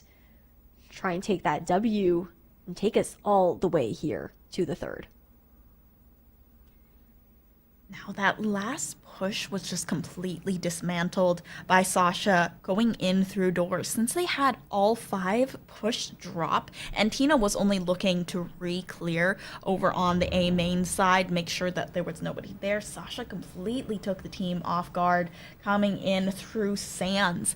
And that is a huge problem when you're coming in from the north side of the map as well. You have direct access to the site, but you haven't completely cleared out Sands and the CT side, so there are a lot of angles that you can be taken out from, especially when it comes in terms of verticality as well. I feel like what would have been interesting is if there isn't quite enough time to actually get a KJ ult back online here in this half. I mean, unless Meg goes like hunting for these orbs for the next 2 rounds. But when it comes down to it, I think it would be interesting if we do see another lockdown come out by some sort of miracle. It would be sending Tina over towards that Sands positioning, nading through and just like trying to do damage, or an aftershock even, so you don't have to even open that door. But on an eco, speeding things up here, you Michigan. Just going together towards that B side, which was pushed up. Sewers already claimed though by PPG. They are always so fast to push out defensively. Yeah, now claiming a lot of space in underpass as well. They're going to be a lot more hesitant to push towards that arcade side. So they're basically all corralled over here on the south side of the map. And sitting here right next to the doorway in Sands are 2 players, and they are playing the buddy system incredibly well. Powerpuff Girls have just been trying to play the trades. They're watching each other's backs. But now this is scary because it's 2 very defensively sided players with only snake bites as well as the nanos that are already on the site. So it's going to be hard for them to fight this one out if they do get fully flashed, but they're not even contesting door. They just have a player, a Julie, who was only sitting there so she could smoke, and is now just headed up to A main with the rest of the squad, and they definitely hear the footsteps. They know that there's someone there, and Melanie with the run it back is able to get a lot of info as well. Basically just a human drone, and gives the okay for Sasha as well as Leah to just push out, and they're not even looking. The time was low, the players were low, the health was low, and at the end of the day, it's Powerpuff Girls with the round. I feel like with the amount of times we've seen PPG dedicate Scrambled Meg, or not Scrambled, Sasha and Leah over towards that Sands positioning, you Michigan have just kind of left it too many times in a row at this point. Like, you know that if these two players are doubled up, they're playing Sands together, like 90% of the time. And University of Michigan, I feel like they contested it once, it went poorly, but really don't put much pressure on it from there on out. And that's just too much respect to give over towards PPG, because if you give them an inch, they will take a mile. Powerpuff Girls and University of Michigan now contesting the A site. Sasha takes one down with her as she's traded out by a Julie, but now so many ultimates being invested. The null command just expiring as they get themselves onto the site. A nice deep corner for the plant. Once again, the fault line concusses both of the players on the site, and Leah has a good angle trying to just force out the corner. The vulnerability status has been placed. Leah sprays the Julie down, and the Prowler is going a little bit haywire trying to spot out. Not in the mood under sight, not in the mood, still able to find one, but after the trades are said and done, it's scrambled Meg on their own in a 1v2. Leah immediately neutralizes the Killjoy, and Powerpuff Girls, they bring themselves to 13 after a hard-fought match on Fracture, but on University of Michigan's map pick, they are able to close out 13-10. Powerpuff Girls said, "You took a dub over us on Fracture once, 13-11. We're not going to let it happen again. We've done our homework and we've come out better." PPG, it's a much different look that we saw in map number 2 compared to their Icebox play, where they did feel more disjointed, weren't really in positions to actually capitalize off of each other, got isolated a lot. Now they really tighten things up, and I love to see the immediate switch coming out from this team, Epitomes, to be playing those swings, to be prioritizing that.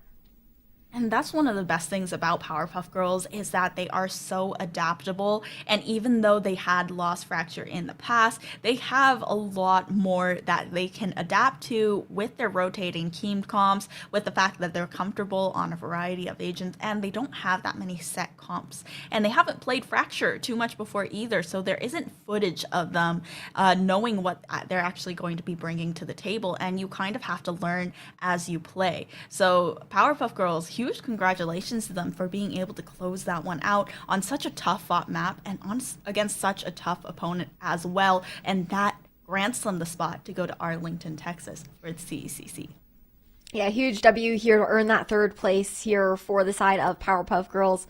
Send them all the way over towards land, but we do have to send over to a break because we got the top 2 teams here in playoffs coming up next, guys. They're going to be playing it out in the finals here for seeding to see who actually gets a bye round going into the land stage to just play into finals for that best of 1 show match to come up. But that's a ways away. So we're going to send over to a quick break. While we are gone, though, you guys should head over to GamePass.com, check out Xbox and everything that PC Game Pass has to offer, and get your first month for just $1. We'll see you guys on the other side.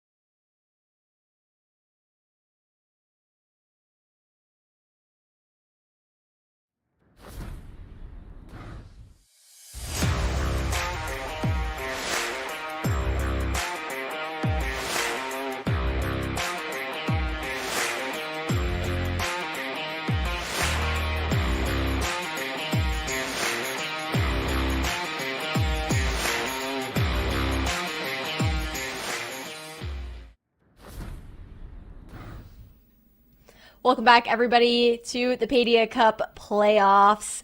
We've got two teams coming up here for the finals to duke it out in the seeding. When it comes down to it, it's going to be UH Scarlet versus Carleton FE. We just came off the back of a heated matchup, epitomes, between Powerpuff Girls and the side of University of Michigan, and I'm anticipating something just as close here going into this last series.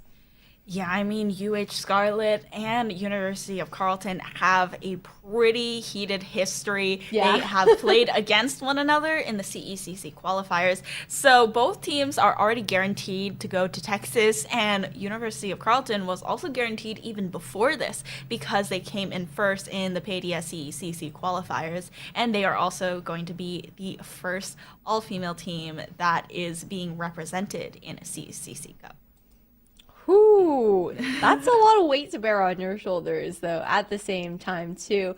But competition's going to get heated there at LAN, but it's got to get heated in the server here first today, because we got to find out who gets the bye phase, or not bye phase, but bye round, if you will, here between UH Scarlet and Carleton FE. Before you get to that point, we do have to find out which maps we'll be playing on, though. The picks and bans about ready to come through. Epitomes, walk me through it.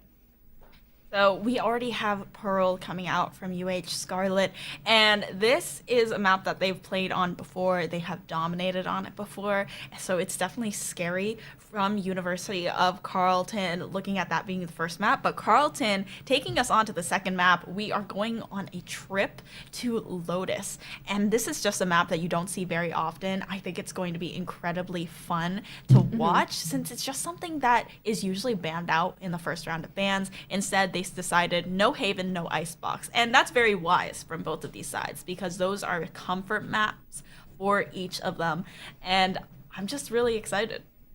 Well, we're getting a really fun map pool going into this next series. I know that the teams are itching to get ready as well to send into lobby. So when it comes down to this Pearl pick coming out from UH Scarlet, what agents are you expecting to come through here for either side? Well, I definitely feel like we're going to see a Harbor, at least one Harbor, because I know that Carleton has played Harbor in the past, and I do anticipate that they may play it again. But that doesn't look like it's going to be the case. They are just going to lock that in really fast. And it's going to be Astra for that controller on both sides. And when you said they were itching to play, they really were itching. Hey, they're raring to go. They're looking forward to this matchup. It's a rematch, right? So a little bit of a rivalry situation to see if UH Scarlet can maybe pay back Carleton for taking them down previously.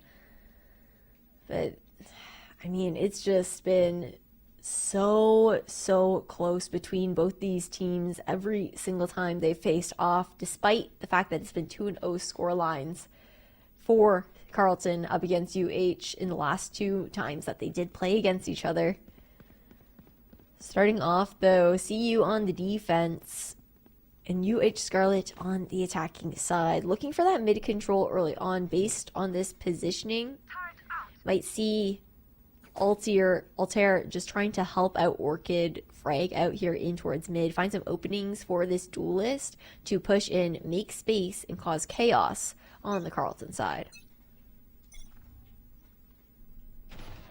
Carleton looking at the A side control and emphasizing mid control as well as UH Scarlet. They're working with their duelist into Heart or that B connector. But it seems like they decided that A site is going to be that site of choice. Off to a slow start, but things are starting to rear to go. With the smoke helping themselves out, they're able to isolate Aquanoctium, and Tranquil, though, just trades it right back. This is just such a meltdown from UH Scarlet, just in a blaze. I'm not even sure what happened, but that was a blitz round for sure. Super quick entry there, but Carleton just able to swarm around, take out these players, and now anti-eco into their hands. Looking at what's going on, though, here for the Scarlet side. Leaning back over towards that A right side of the map here on Pearl. Again, just non-committal positioning for that spike to start things off. It's always a crossover. So basically what UH Scarlet are looking for is just that early information here at double doors. They see that no one's playing super aggressive, maybe listen for, you know, some utility that's placed down, try to get that out off the gate.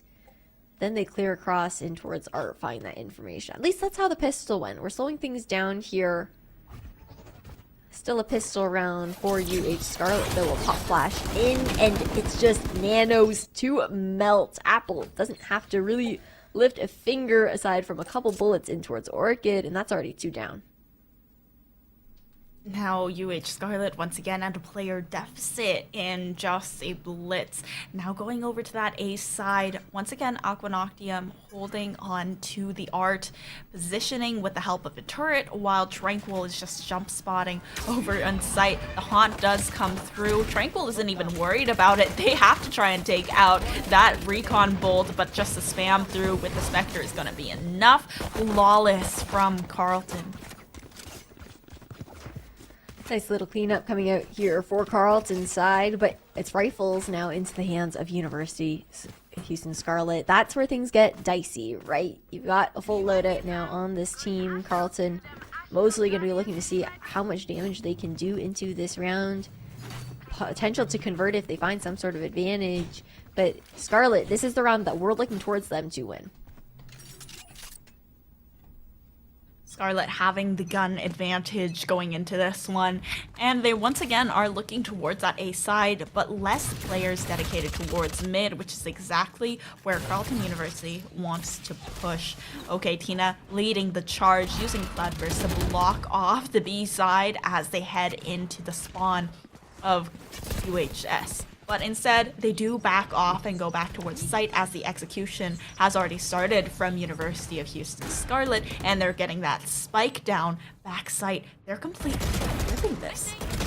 They're completely flipping this, aggressing into spawn, knowing that there's a weapon advantage. The Apple still takes down 2 in towards CT. Somehow, God. Carlton switching things up. It's double up into Flowers. Site is flipped, but you've got 4 players to cut down. It's a 1v3, super low, no fragment available though. And okay, Tina, just around the corner, a 3K to clean things up. Free rifles on the ground as well. Carlton feeling really confident with 3 rounds in a row. Okay, Tina. Now, that was a really nice push on through mid to just clear out a little bit of space and give Carleton University some breathing room. But also, they knew when the call was to back up instead of trying to go for a flank and a pinch play. So 3 in a row now from Carleton University, while University of Houston Scarlet, they are looking at a full Sheriff buy with some light shields and full shields here and there. But now it's the first time they're testing this B site, which is interesting because they've got pistols. Yeah, you got pistol rounds taking the long angle, but with Sheriffs, you know, you get a 145 to the head, get close enough to get the full headshot down. Dash into halls, completely left open here as Carlton playing more for that retake positioning. That's a lot of discipline to go in already here. Okay, Tina just holding back, waiting for the team to come through. It's going to be a full 5v5 on this retake. Things are going to start to look scary and about to get scrappy on towards site. Full retake like you mentioned, but already they've completely blinded Orchid and Altier sitting back halls. That blind just lasted forever and there wasn't even an attempt to turn it. Now with the full open plant, they can play post plant and delay quite well, but still have such a sizable gun disadvantage that it's just not enough. With Aqua Noctium finding that last pick, it's a flawless for Carlton. Exactly what you expect from a team of this caliber on an anti-eco. Exactly what you expect, but at the same time, if you're UH Scarlet, you're not feeling too good right now. This is your map pick. You're expected to be this team who's up. Now, you're looking at Carlton where money looking great. Like, long-term economy is pretty set for the next few rounds. Can give some away, depending on how things do follow out. But for UH Scarlet, they're in the hot seat. They're the ones who, you know, are just a second away from having that broken economy once again. Very much so in that back and forth situation. Nice Nebula to provide cover for the cross, but okay, Tina with the jump spot. She knows that means she has to reposition here towards back halls still, but not able to avoid that suppression to come through. Means she has no dash into CT available, but she's got the shots. It's a trade for a trade, and UH Scarlet now looking for the plant. They find more success on the B site than the A site, decide to hit it once again. At least they can get that spike down and the extra economy. Now, once again, a 4v4, but with the Nightfall, they are getting a lot less value from the shields that they were able to purchase, and they're just waiting for that decay to run out before they try and go for a retake. Now, with the Cosmic Divide coming through, Aqua Noctium is able to back out a lot of those really dangerous angles here. Altier trying to flash on through, but Aqua Noctium playing the anti-flash, and it's just not enough. Carleton University 5 in a row, even with a gun round, and it's not even close.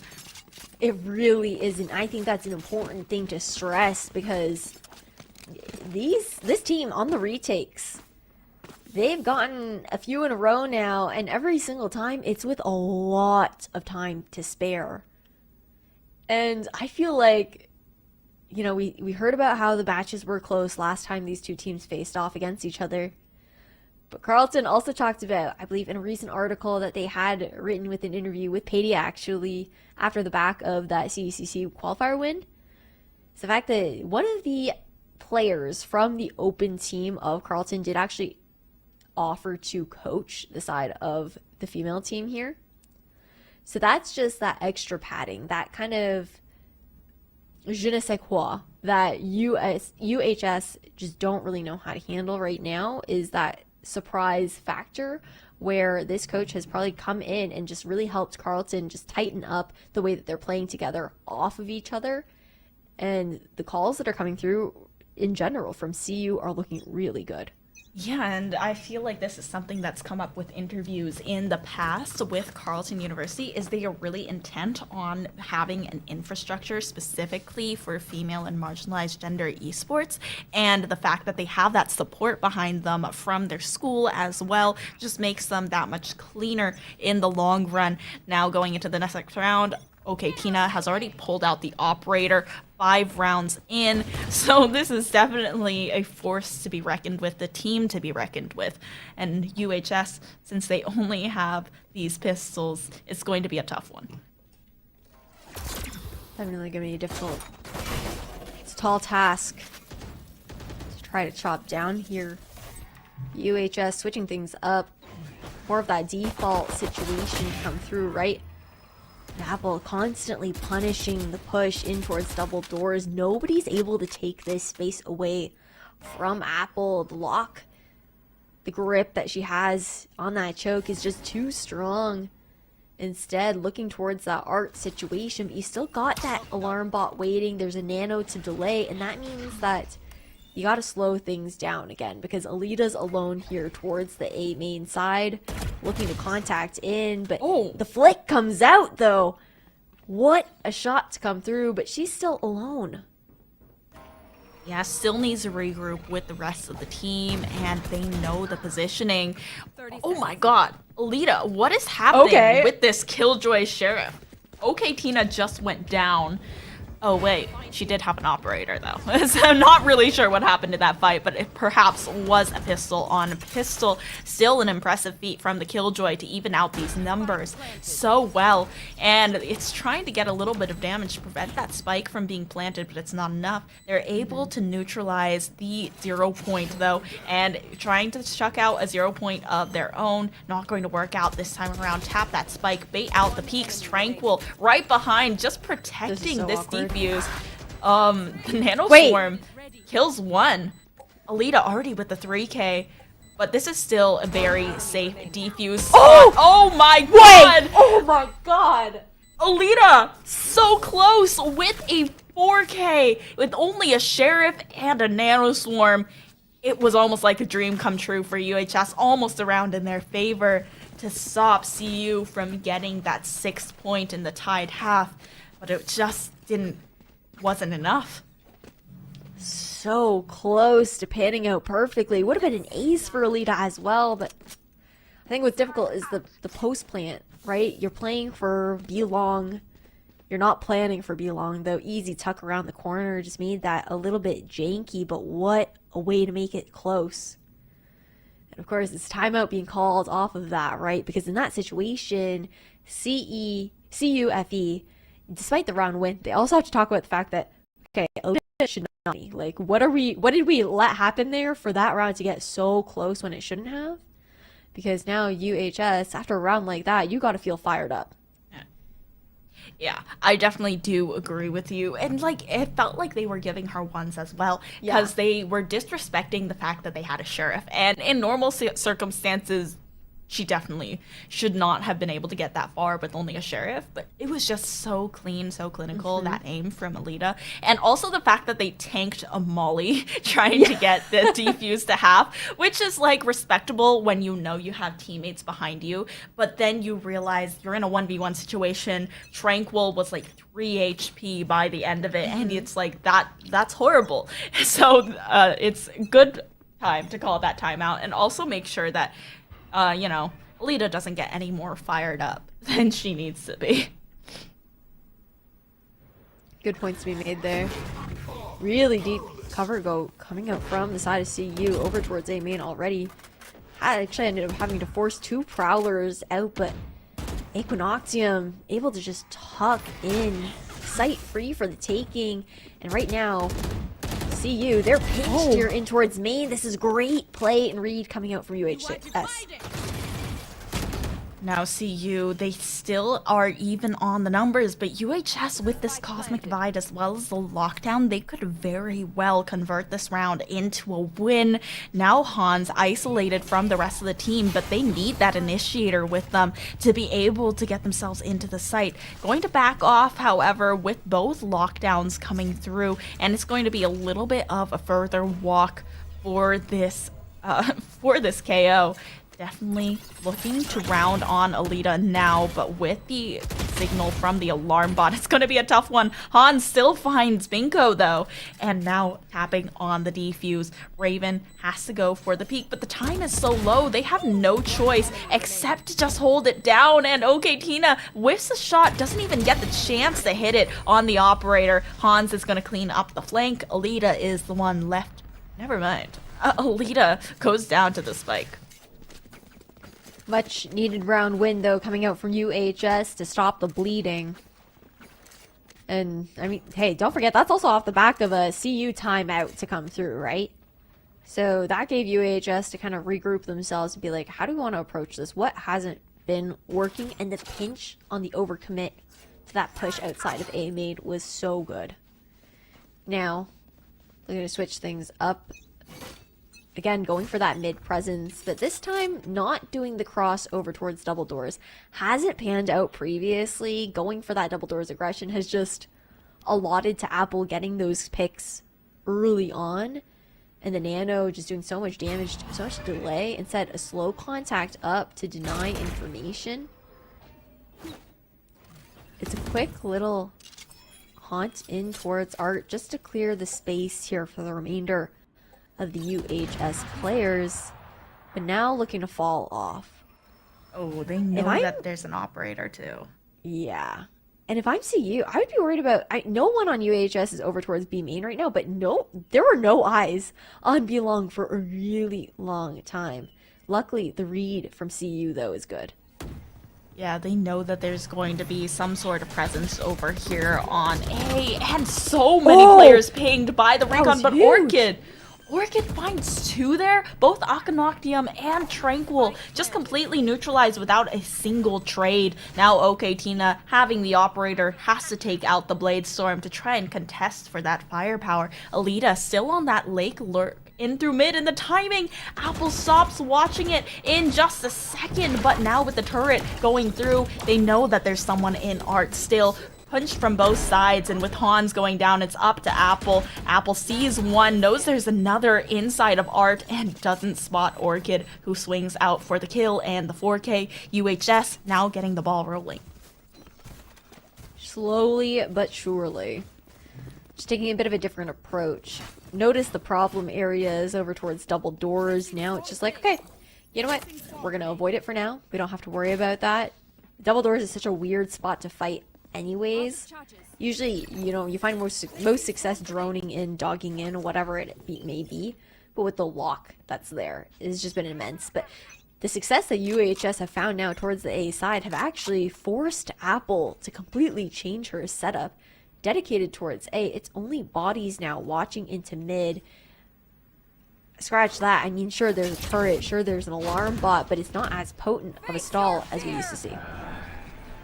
Yeah, they're just trying to be a little bit more conservative with the way that they're playing this. But now the Nightfall not spotting any, it's got them really suspicious. They think that there's going to be somebody that's going to be playing that A-main position. Tranquil missing the shots and through the boxes. Or Aquanoctium had nowhere to go, being pinched from both sides. Okay, Tina has to clean it up, but it's just not enough. One kill inches away the flawless, but it's still around, and Binko planting that spike for the extra economy. They are building up some bank. Building up some bank, and ideally here UHS saves, because you do not have enough money for all your players to afford weapons into this round. Instead, going for... Okay, nope. IGL's made the call. Pull it back, guys. We're not going to go 2 hero rifles. It's too risky. Let's keep it even across the board here with our money. But this is scary for CU. I'm glad that we're seeing another switch up happen though, because previously punished time and time again for that extension into A main. Now separating both Tranquil and the Astra. Okay, Tina finds an opener somehow, somewhere. This push out into mid has found success, likely off the back of some sort of pop flash. But now UHS, knowing that B should probably be weak, are speeding things up. Hunter's Fury coming out early, trying to delay and stall the plan to give them time for that rotation. Only one tick off onto the Killjoy, but it's still enough to have a sizable advantage. But now Apple completely isolated. There was no one else coming in through that B connector side, and now it's all left up to the do after OK Tina finds one, but Binko spamming back with the save round by Tranquil. However, the Sheriff rings true, and Binko trying to dance around the corner. Okay, Tina wins the gunfight with 1 HP and Dream, but nonetheless a win. CU do stop the bleeding. Luckily, before too much momentum was accumulated here for UHS. I'm looking towards ultimates now, though. UHS still on another bye situation. Both teams, honestly, close enough to having... Actually, well, I mean, we're so late into this half. It doesn't really matter too much, aside from the side of CU, where things could get very dicey if they lose this next round. But you've got both Cosmic Divides available here. UHS can be huge in any sort of like post-plant or even site take situation. Again, it's mid control that they're looking towards. Constantly into this art side. Binko finds that early pick as well on CU.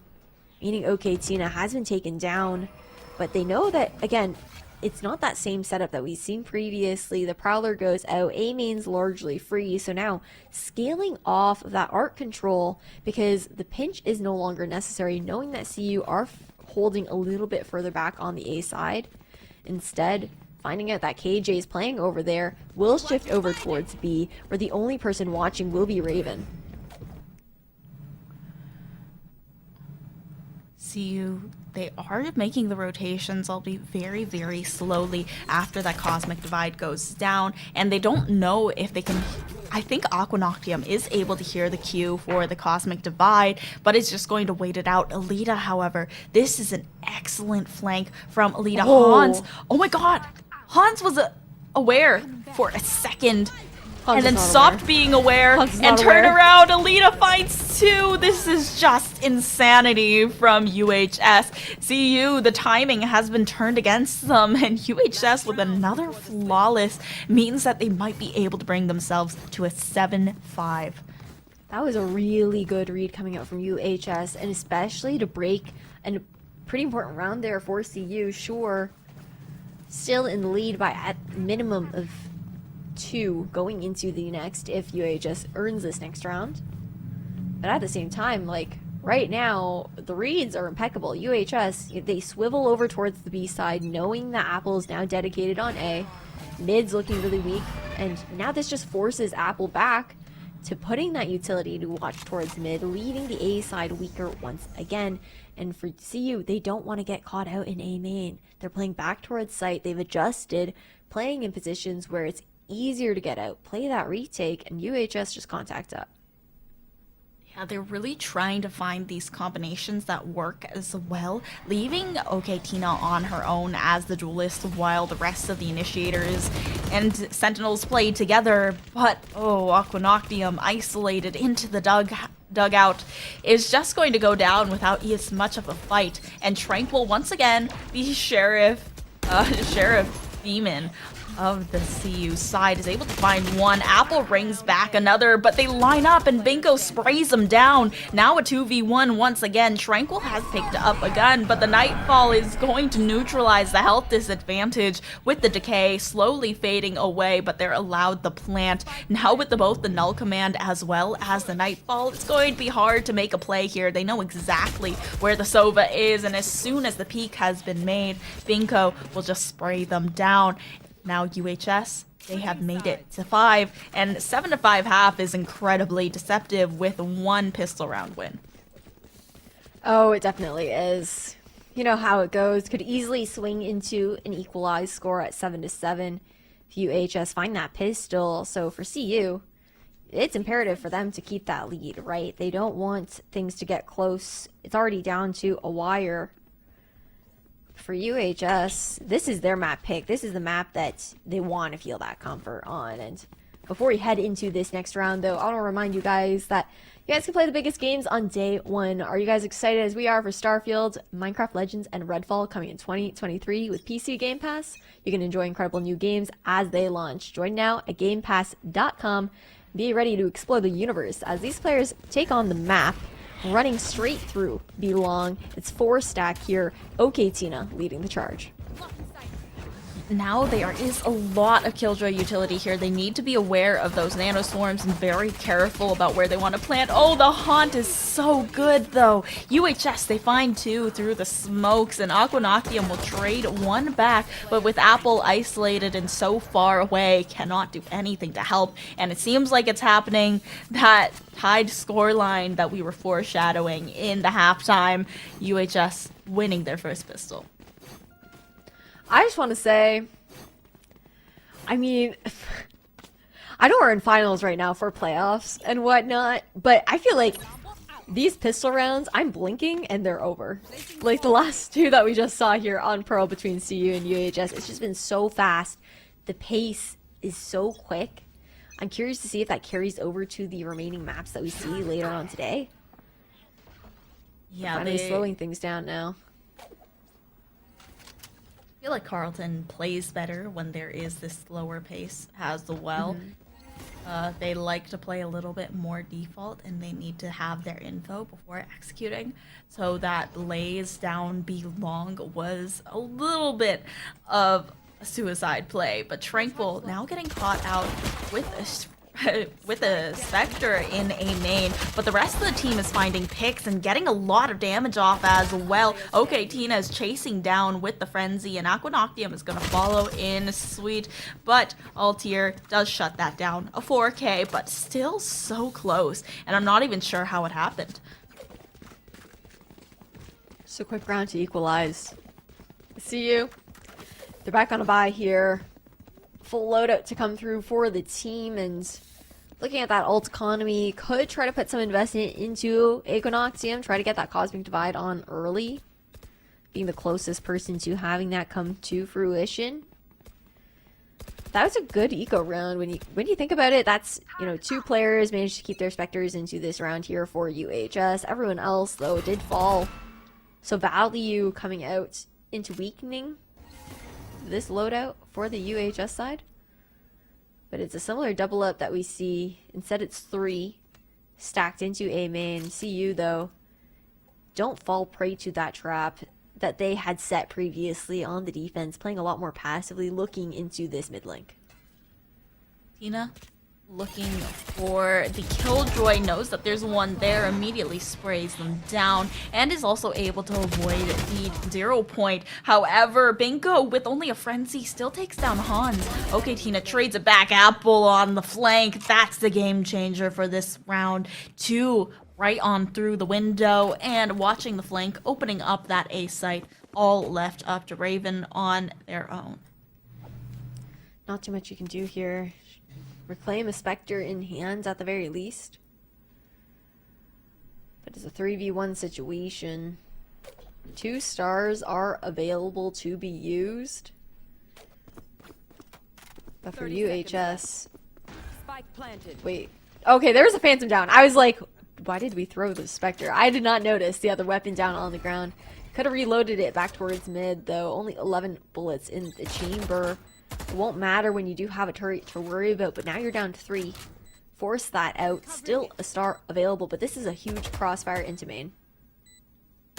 Yeah, this is going to be really tough. Not sure if she anticipates Apple sitting here as well. Swings out for the kill. Apple does incredibly in the 3v1. And CU, they finally win back a round, stop the bleeding after 4 rounds in a row being lost to UHS.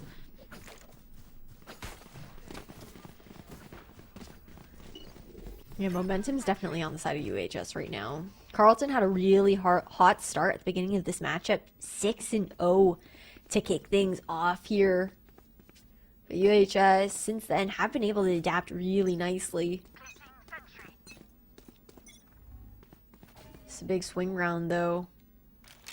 UHS looking to find some sort of tie up. Otherwise, Carlton continues to run away with the lead. Nano gets shot out right off the bat there in towards Halls. So despite the alarm bot, no more delay being allotted. Carlton could easily take that space. And everything is all clear. Complete retake positioning here for UHS. You still have 2 players pushed up into main. With no sound being made, though, that means that they're starting to work up that flank. Work up that lurk out towards the A side. Sure, the lockdown's coming out, but at the same time, you do have to worry about Raven or Aquinoctium on the side of Carlton. Watching into mid at the moment could catch that out as the remainder of UHS falls off. Yeah, they also have that turret to signal. Not sure if they are going to expect someone so close by, though. Tranquil now getting that spike down. Equinoctium has completely missed it and is now hightailing it back to the site after hearing the footsteps, signaling to the rest of the team that there's someone on Did site. they hear drop? They don't know. They don't know that she's there. Equinoctium is able to find one, and that leaves the duelist in a really hard corner to fight. But Tranquil on the site has been taken down. CU have been methodically dismantled over on B, and they're trying to get themselves off of this spike defuse. Equinoctium doing so well. The vulnerability status, the concussion from the Nova Pulse. Equinoctium playing this so well and is able to clutch it out. Such a big round from the Astra off of Carlton. I mean, 4 players on the flank. The positioning was huge, and all thanks to that turret that was placed down to give Equinoctium that information that was needed. And now Carlton, opportunity to take things to double digits here on UH Scarlet's map pick. Broken economy on their side for the defenders. Only pistols in sight at the moment, but still, this has been a really tight matchup thus far. Carlton's not that far away from having a potentially broken economy either. Still enough for a few rounds. But we're right down to the wire. It's a slower start for Carlton this time around as well as they hit that default. Just trying to find some information. UHS playing very passive towards that A side and more aggressive in towards B. Because you do have Orchid, who's pushed up, has a tailwind to get out if need be. Playing alongside that KO as well really helps enable them.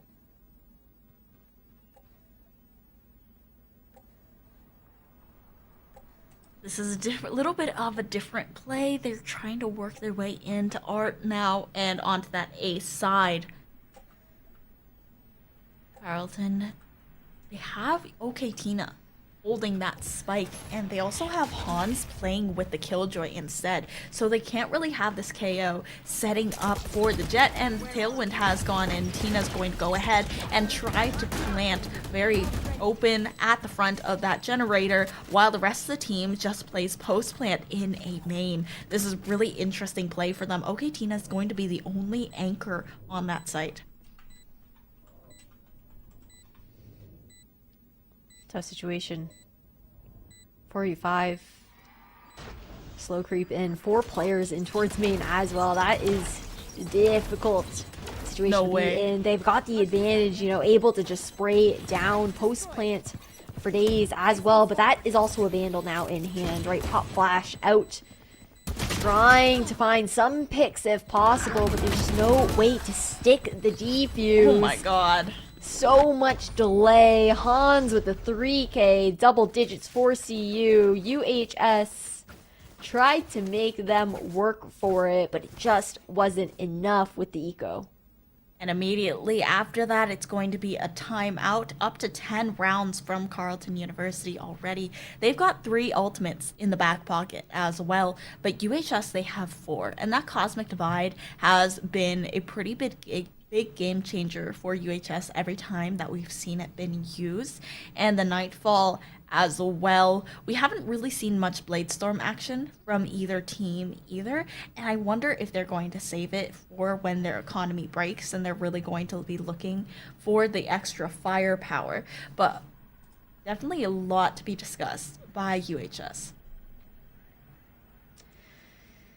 Yeah, a lot to chew on. I'm not gonna lie, I saw Chowan for UHS in the coach slot, and I was like, yeah, yes, I mean, they do have a lot to chew on. When it comes down to, I mean, sure, 3 rounds down, but it's also, you know, very close to match point situation here. Momentum starting to shift back over towards CU as well, and UHS kind of struggling to find that again. Orchid, though, affords the operator in hand. There's a lot of ults available for both sides. This next round, with the amount of importance that it does hold here for UHS as a swing round, we might see like nearly all of these popped from both sides, depending on how things go. Things do get tense if it goes down to the wire. Really interesting positioning coming out from Orchid. The flick down to hit OK Tina as well. That turret doing so well to bait up on top, not expecting an op to hold there.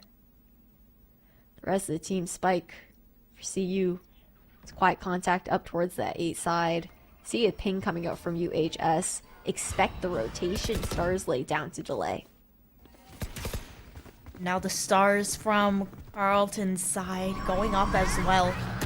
Already this Nightfall coming through as they head on into the site. This is so big, and there's still this player fighting front generator. Raven does miss the Killjoy. Apple remains undetected for now, but is being sprayed down through the wall. Raven takes a lot of damage, and Orchid with the operator rings out from behind. There's a lot of backup from this UHS squad, a near flawless once again, and they are refusing to allow Carleton to get another round on this board. Neck and neck right now. UHS, they stopped the bleeding once again. This time, at least, the momentum was only 3 rounds long there for CU, and both teams really similar situation economy-wise. Orchid, though, still going to look for value with this op. I like the rotation towards A, knowing that especially with the Prowler being invested, they might not expect the operator play here so deep into A main. The drone, though, perfect, knowing that they do have to be wary. But the shot out, okay, Tina, she gets her revenge.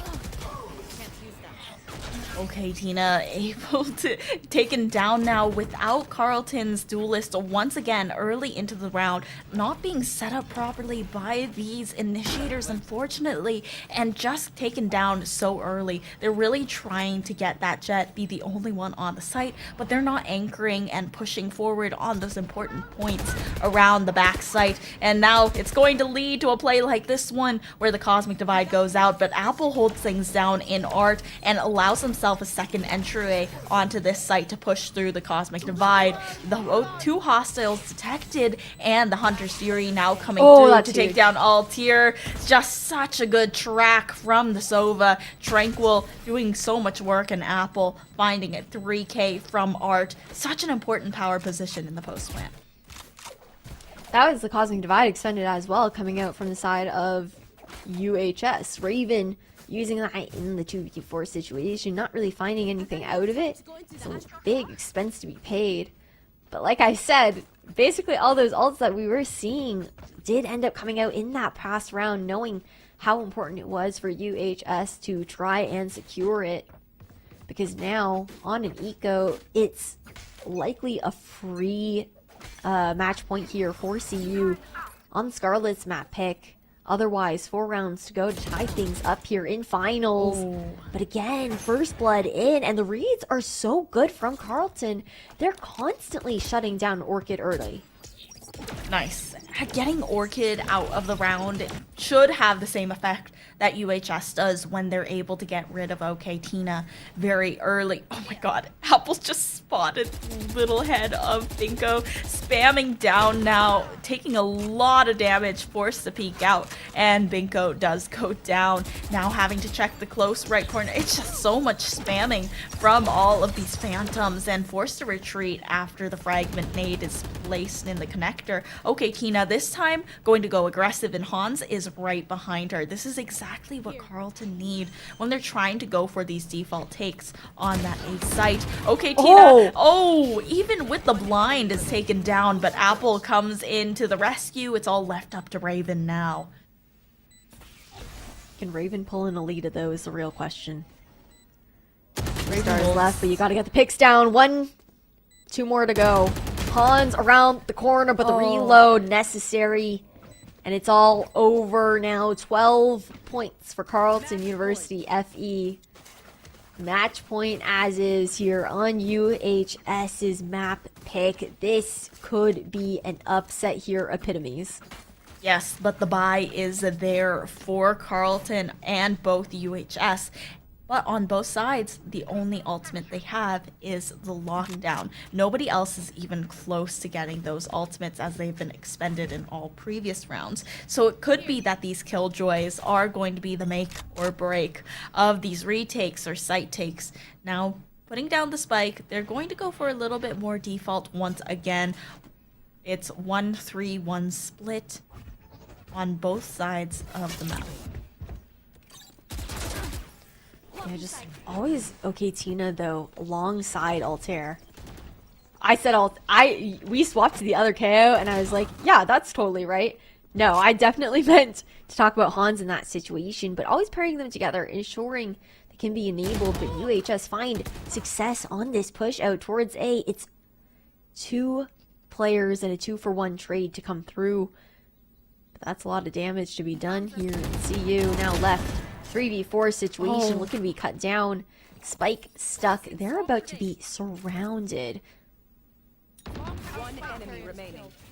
Spike down. Now OK Tina left on their own without the spike in hands either. Knows that there has to be someone that's going to be watching it from mid. Takes down 1 though. Raven immediately goes down, and there's the 0 point to try and spot out and delay OK Tina. But the time is getting low, and she has no choice except to push that B side. The read is wrong from UHS. They're dedicating 2 of their players over to Art. But does she actually push towards B? No, instead looking in a mid connector, I think. OK Tina with little time left, just looking for some picks.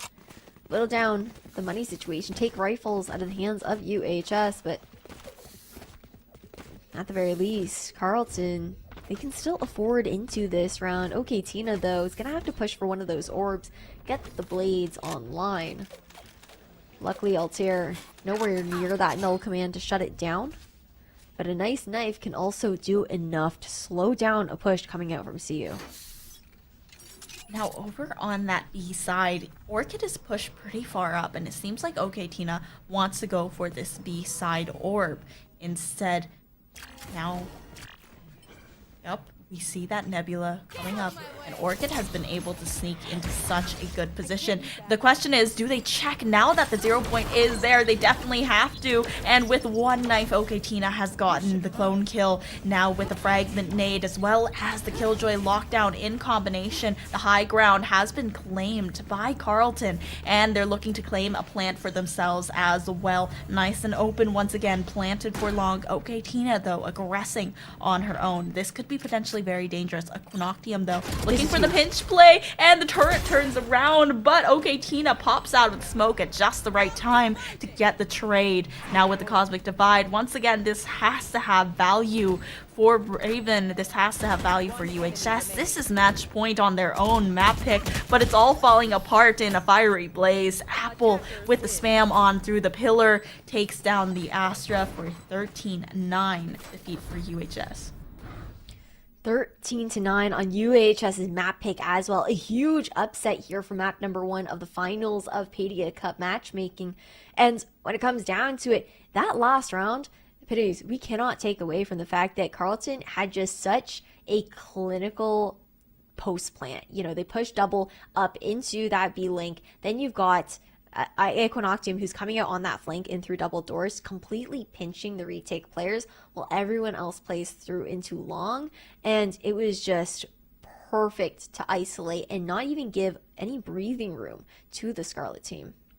Yeah, it definitely felt like that last round was incredibly clean, especially using that 0 point to isolate out the player. If she shoots it, then you know there's somebody there. If she doesn't shoot it, you know there's somebody there. And it's just a damned if you do, damned if you don't kind of situation, because it was at the front of pillar. And I think that there was so much value Orchid could have found by hiding in that position, but OK Tina was very quick to capitalize off of that null command and then pushing on through that lurk play. It's not a lot of times that we see many lurk plays from Carlton, but that was definitely a very perfect one to secure the trades inside of B Connector. I'm almost surprised that it was allowed to happen again after Equinoctium found success previously, but we're going to have to see how much more success Carlton can find on their map pick coming up next, because we've still got at least one more map to go. But before you go, I want to remind you guys that the Paidia Cup is powered by Paidia, and that means that you guys should check out the Paidia tournament. The tournament, I can't even speak. I'm like tongue twisters literally everywhere right now. It's like Paidia tournament, Paidia gaming. Yeah, okay, Paidia Cup. Yeah, I'm saying Paidia way too much, but head over to paidiagaming.com for real, guys. Anyone with a free account can sign up for tournaments, make their own tournaments to host and play in matchmaking, such as the Paidia Cup here. We encourage you guys to check it out while we're on a quick break.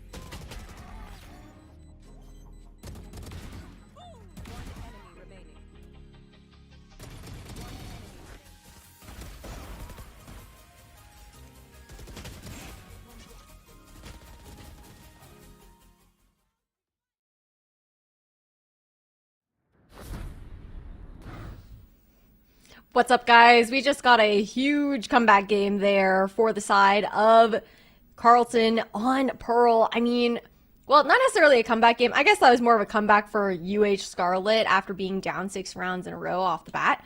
But Carlton ran away with an upset there on their map pick for UH Scarlet, which means now we're heading over to map number 2. We're going over towards Lotus Epitomes, and we haven't seen this map yet today. Yeah, and Lotus is just a map that you don't see very much in general, just because it is, I feel like a newer map, a 3-site map. People aren't really as comfortable with it as they are Haven. So if they want to play the 3-site map, they're gonna go ahead and pick Haven. But that was banned out. So Carlton, they just went ahead and chose the next best thing. But if you don't know, this is the finals of the Paidia Cup, and we are playing for seeding right now, and Carlton is looking to try and get that first seed. So is UHS, and historically, this matchup has gone Carlton's way, but UHS, they are still looking for the upset. Now, if you don't know, Paidia Cup is powered by Paidia, and on Paidia Portal, you can find a lot more tournaments like this one. You can meet other like-minded gamers, so go ahead and check that out on Paidia.com if you are interested. Well, I definitely hope people are, because you got cool events like this going on. You got to check it out. And when it comes down to it, we're going to check out this next matchup, right? We've got Lotus coming up next, and it's the finals, playing for that seeding, that coveted bye round there at LAN, right? That opportunity to just, okay, I get to breeze my way into that last match of the show match, and you guys can duke it out in the other side of the bracket. And when it comes down to the agent select, we got to check out what we're going to be seeing here in map number 2, UH Scarlet. If you're a Houston fan, you're hoping to, take this all the way, take it the distance, reverse upset there on Carlton. But Carlton, I mean, if you're a Carlton fan, you want to close it out early. Yeah, and once again, these teams, I feel like, don't have very set roles. Like, they can only play a pool of agents. They are okay with just switching around. Aquanoctium's still on the controller, but it's Tranquil and Apple that I'm looking at that are switching over to a potential double controller setup with Tranquil on the Killjoy. And Carlton usually playing those double initiator compositions. This is definitely really interesting, and I was honestly expecting a Harbor to come out. I was really looking forward to potentially seeing a Harbor being used, especially since Lotus seems to be tailor-made for Harbor's kit, but it doesn't look like that's going to be the case unless Apple decides to do a little switcheroo. No, okay. Not going to be the case this time around. Bit more of a niche pick still. I think Harbor will slowly find his way into the meta a bit more on Lotus, but it really comes down to preference and which site you would prefer to hit as well, considering that I think he really shines specifically on C to get that open default plant for Hill. But going into this match, I think that something that you have to keep in mind is Lotus is still new to a lot of people. Sure, everyone knows how to play on it now in like a competitive sense in ranked, but team play is so different on Lotus because of the fact that compared to Haven, the rotations are just so much faster thanks to those rotating doors, thanks to the door that can be broken on a link as well. And that's something that you really have to keep in mind as an attacker. You can feel comfy in a post plant, but things can just switch on a turn of a dime, and the defenders can really speed things up on you, and the same goes for vice versa. Yeah, and it's definitely a very complex map. It feels like as Valorant gets more maps released, each one of them is more complex than the last, with lots of corners to be checked, lots of nooks and crannies that you can kind of squeeze your way through. And now looking at this first round, it seems like it's going to be an aggressive push from UH Scarlet. They're trying to clear out that A lobby space very quickly, but the rotations come through incredibly fast on this map. They're going to go ahead, destroy the Killjoy utility, and rotate over C. Completely left open. I mean, still, you do have that swarm now out for the plant. Should be popped in just a moment to deny. Stall some time. And it's pop into CT here. Carlton, they're speeding things up, but Raven's around the corner. Manages to find 2 now. 1v2 situation Oh, no. here for Tranquil. Little health left, but so much damage to be done. The turret could be huge. They take it down right off the bat. What a peek to come through now. Neck and neck. Raven needs to find the defuse somewhere. Somehow the swing comes out. It's just a tuck over. It's that classic gameplay. The Nice. right click, though, stronger. And a clutch coming out for Carlton to earn the pistol. Yeah, that was so well played from Tranquil, and it was just Raven being allowed to completely devastate them, teleporting past with the Shrouded Step, and then on the other side, they're not even looking, and then they just have them with the Omen ringing away with the shots, and they're not even looking. Altier obviously getting to was huge for them as well, but Tranquil played this incredibly well, realizing that Raven was going to pick up a different gun, going for the swing at the exact right time, quick right click, and now Carlton, they convert it into a buy-up round over here on second. Once again, it's that A-side start, but it's still aggressive from UHS despite being an eco round for them. No charges left. Already 2 players down here. Scarlet. Just falling back. We're going to regroup. Have that 3 stack over towards A, but the Trailblazer through that A-link door is enough to draw the attention back from the side of UHS. You see some pings going out, some warnings of where Carlton could have possibly slipped through the cracks. But I really like the call from Scarlet. Still looking to regroup with each other. Play as 3 towards the A side. Wait for that plant to actually go down. Then move in together as a squad.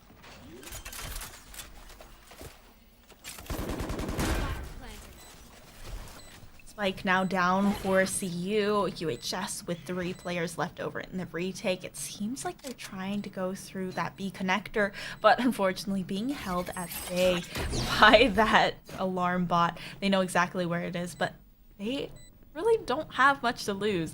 They're still waiting and trying to make it as close as possible, do as much damage as possible. But Aqua Noctium, that is a perfect paranoia. Even though the Dizzy does go out and find value, it doesn't last for long, and it's already delayed for the time. The damage has been done. CU with 2 in a row. Yeah, it's trying to keep CU close by, see if they can run down the clock, maybe take some of those weapons out of their hands, weaken that bonus, but it's still looking really strong, especially with 2 Bulldogs for the side of CU. Really nice potential to contest the rifles coming out from the Scarlet side. 3 orbs to work with on Lotus as well, makes it really interesting to see which points are prioritized for contention. It will be into A long this time though, looking for this setup to come out. The guiding light is big though, but the mosh to deny a rubble peak is even better, and that saves UHS. UHS, they are 1 player up at this point, but so much utility also been expended by the squad already. Yeah. And it's just very early into the round. There is free range for Carlton to go ahead and rotate over to that A side, especially looking at Apple's positioning, just a right pressed up against the entrance of C. They're just waiting for the green light. Hey team, can I head on in? Sure, they hear just the hum of the nanos as well on the other side, right? So trying to see if they can take it down. Possible turret position is given away, so is Alita's. Turret's still up. That's scary because, like you were talking about, Apple, sure, has space, but is divided from the team now. Spike down. Yeah, and now Apple could potentially get really isolated, but the team is regrouping. The spike is being brought over to the site, and once again, another piece of utility being used. Apple blocking off that CT entrance with the poison orb, and the decay is going to help immensely when it comes to the eco weapons. They've evened it down to a 2v2, and they're just playing Ring Around the Rosie now. Aqua Noctium doing numbers, and it's the spam on through. Aqua Noctium with the 3rd pick and a free Vandal to be picked up. CU, it's looking like a repeat of the last map. It's looking like a repeat, but Houston, they made a slight comeback. Unable to close it out and take the lead in the end, but kept things competitive despite that. So we know that the Scarlet team has the endurance to do so, the stamina to do so, and the mental. Now it comes down to those mechanics that we saw CU kind of just winning out on over on Pearl. eco round here for UHS, and CU, they're running it back on C. Oof. Now, okay, Tina finding a pick once again. Seaside just seems to be very comfortable for Carleton University. It's completely uncontested. UHS prepares to play retake on it, but I would honestly argue this is probably one of the hardest sites to retake in the map. There are two entrances when it comes to CT side, and both of them are incredibly squished. You don't have much of that advantage as well when it comes to the verticality of the map that you could potentially take into account on the B and A side. So C is just they're just running it down on C, and it's a flawless for a fourth round. 4-0 here. Start things off. Carleton's map pick. Man, this is last time it was 6 rounds in a row there over on Lotus, or not on Lotus, over on Pearl. Now heading into Lotus. At least Scarlet is calling, I think, a slightly earlier timeout this time, trying to slow down that momentum because it's even more important now, right? Sure, map number 1 is a bit of a freebie for, not a freebie, but you're comfy regardless. You know, you still have another chance to bring it back. Yeah. But for Carleton, you know, you're up good right now. You're feeling good. You took the map pick of your opponent, and all you need is a 2-0 to actually win out the series.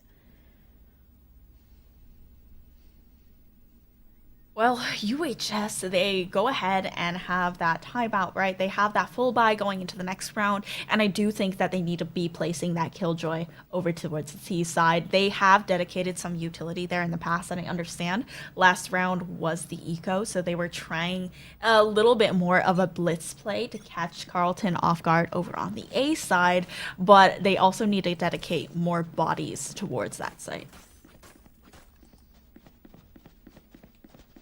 See what adjustments do come through here. CU have definitely kind of just been winning their mechanic battles, though, when it comes down to it. The aim duels haven't really been a struggle so far in the first 4 rounds, with players popping off multi-kills and whatnot. Then that long-term economy damage right over towards UHS. Early peak, though, instead of A, happens to be the B side. Doesn't find anything now. CU looking to scale up. Wall goes down, and the rotating door popped as well. CU, though, they don't know that A is empty, so still have to, you know, expend a lot of utility, try and clear things out. Okay, Tina, with the space made, though, ends up going all the way here into Evan, but it's dangerous because, again, no one is available right now for the trade. Okay, they're doubling up now. We're good. We're chilling. Yep. Now Binko going to go ahead and use that thrash, but it doesn't detain him. No but way! That doesn't matter. Binko goes for the swings, and that finds 2. And even though they have that double hold, caught with the utility out, the guiding light in the hands. That was unfortunate for Carleton, but a good round from UHS with 4 left alive. That was such a fast round, and Binko, oh man. Bingo should not have gotten 2 there. That was a tough situation. The flash to go out and just wasn't enough. Yeah. Huge spray though. And a big round that was needed for UHS because of their money situation. But I'm also looking at CU. Despite that, if you're UHS, you can't get too comfortable. CU's got nearly 5 ultimates ready. With 3 ult orbs on the map, apples could easily come to fruition as well for that post-pit. Ooh.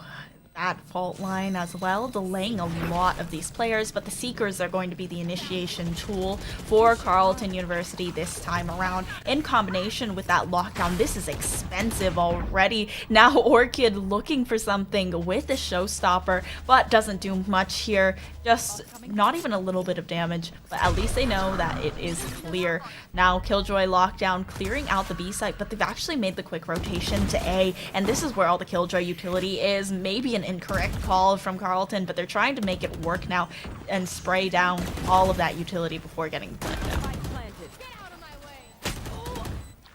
3v5 situation. Things starting to get scrappy on towards site. Slowing things down now at the very least. Post plant No charges left. utility is available. Okay, Tina is on fire right now. alone towards back site, but able to have a cross here on both chokes. The flash does go out. Apple able to secure one, but it's Raven against the world. Pulling out the classic. Hans, though, with the free gun, takes the win. It's 5-1 here for Carlton. Nearly slipped away, but they've got an iron hold on this win. Carlton, they are just going to try to keep that momentum alive, keep it going.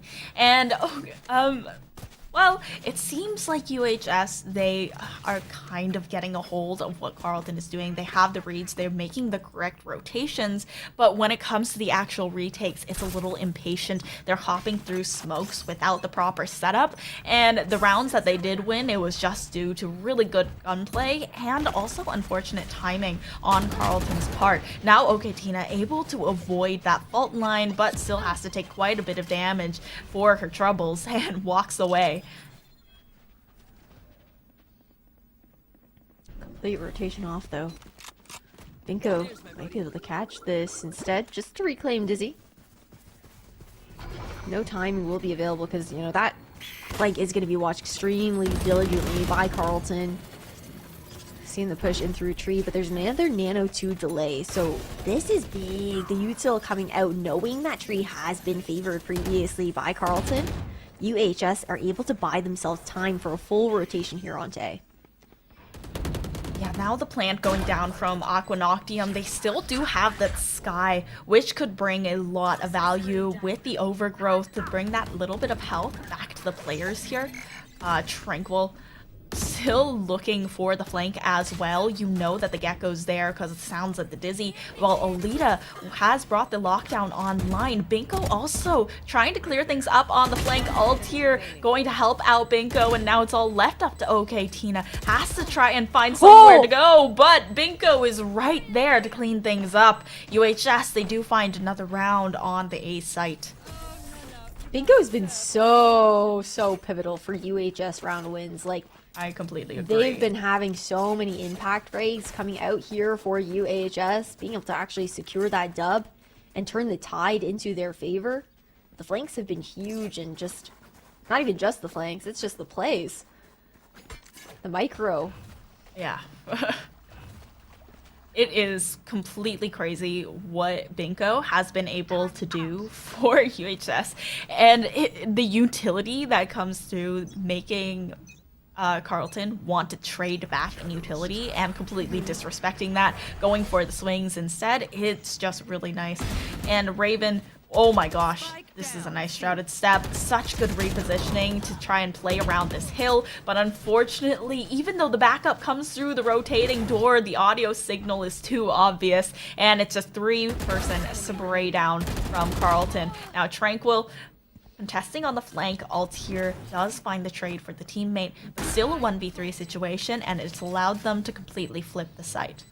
Yeah, pushing all the way in, right? 3 stacked in towards spawn. You know that Altir is coming from main. If anything, like, could also be waterfall, but it's the same kind of difference when you have Spike fully planted towards CT. You just need to hold as 2. And you've essentially got it, especially with the crossfire being held here. Sure, the flash out is big, but there's just too much pressure on Altir to check all corners and clear them out. It's a free win again here for Carlton. 6-2. I mean, I'm not going to say free because they did work darn hard for it. But in that post plant, there's no way Altir can really get through that. Yeah, I mean, there was such good positioning from this team just in this game, right? Especially for the flank watches. They're trying to go for the pinches, get that extra entryway onto the site. And when you have Tranquil just sitting there right next to a turret, you have to dedicate at least 2 players, and then your site hold just becomes so much weaker in that situation as well. Big stall though. Fault line just to delay this push out from Carlton, who do often look towards this rubble control if looking toward A. But the lack of info, Carlton normally very fast to show A presence, has actually had UHS looking to bolster the left side of their map Little bit too much time has ticked by though. Carlton just nearly missing that timing. And now UHS laying down utility, pulling rotations back over. It's been quiet for a little bit too long. Carlton, they're headed over to the B site for the first time, and on Haven, the B site is notoriously easy to retake, but I don't think that's going to be the case for this B site over here on Lotus. However, they've decided against it after losing OK Tina to Binko over there in CT. They're going to go ahead, pop down that Viper ultimate, and inside the Viper's pit, the spike goes. Aquanoctium in such a good spot. The Dizzy goes out but does not spot the Omen right next to the dark cover. Still unfortunate, the gun switching and the reloads catch Aquanoctium off guard and even it out to a 3v3. UHS, they have a chance now with the guns being picked up off the ground, but it's the Viper's pit that they have to worry about. I like that the pit pushes in towards CT too, just forcing you to be a little bit more decayed as you enter in and divides the site really nicely, leaving it down to a 1v2 situation. Sure, both attacking players split up, but Orchid only has a Sheriff in hand. A quick flick over, 7th round here on the board for Carlton. And they're the ones sitting pretty right now with that one map already under their belts.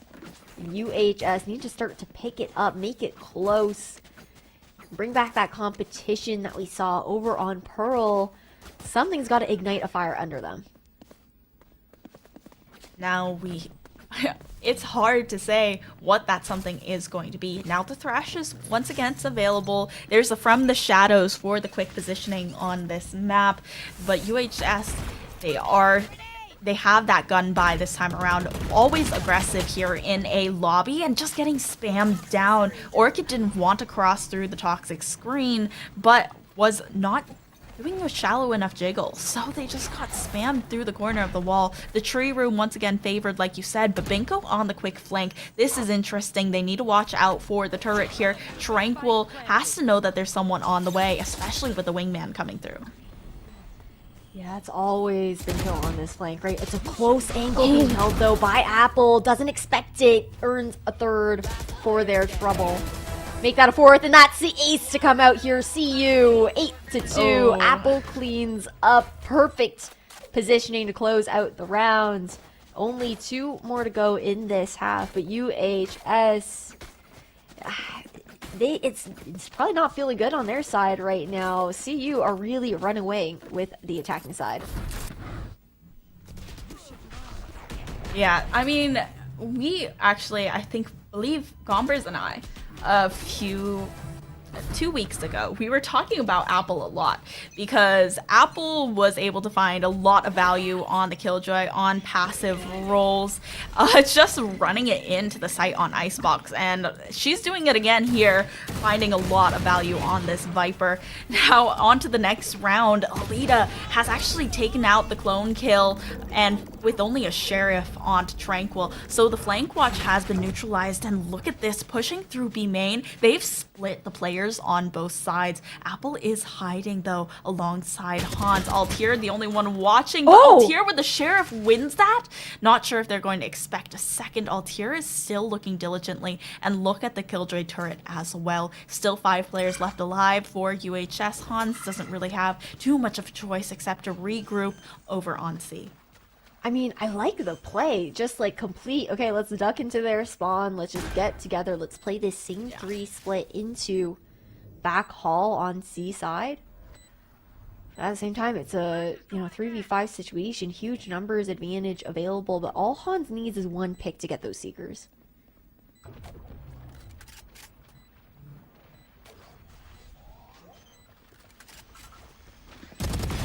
Now, okay, Tina, finding the picks. This is just a meltdown once again. It was that eco round for UHS, and it seemed like they were getting something started, but it just wasn't enough. Binko now the last person in a 1v2 situation, but having the wingman misses the defuse. Binko has to do it themselves, and Hans finds the pick off of it. That was so unfortunate. I don't think the right key was clicked in that situation, because you have to activate wingman really like differently than when you just like toss him out. Yeah. And that was just like a very small mechanical mistake that could have been. I mean, I don't think there was enough time to get that defuse anyway. The way you gasped, I felt that. I felt that so hard. I was like, surely, and then he just keeps running through the door, and I was like, no, no, I was like, Wingman, please. Doesn't I matter which team felt you're rooting for. that. I feel like everyone's always rooting for Wingman. literally, it was like the last time we saw a land with Wingman, everyone booed whenever someone Yup. shot him. Oh, that was so funny and so cute. Dude, Wingman is just so good. He's a good little dude. The whole He's a Valorant good little community dude. stands him. I agree. He's a good little dude. Give him some head pats. Please do not kill. Deserved. So deserved. He's the only one who's earned it. But we gotta refocus back on this matchup, right? There's one round left in the half. We just had a timeout being called here. UHS. You can never say something's not comebackable, especially at that 9-3. We know how people like to tout off about the curse. But imperatively, like, staving off the double digits is really important just because of how quickly things can turn if this team ahead earns that pistol round. Really nice delay to come out from Raven off the bat, but despite that, that still Seeker is coming out, right? Raven has to completely fall back. It doesn't really matter in this situation. You already lost 2 on towards B. Raven is fighting a solo battle right now, looking to regroup with the team.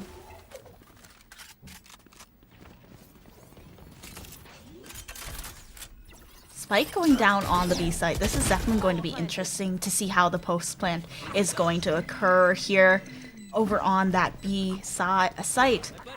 Now, immediately, Wingman comes out. Binko takes down OK Tina, and now it's looking like such a good round for UHS initially, but as soon as Binko falls, you leave Raven in that 1v2 situation. But it's isolated fights. They could totally take the 1v1s, and as I say that, Apple spams down Raven for the round. It's 10 double digits for Carlton before they switch the sides.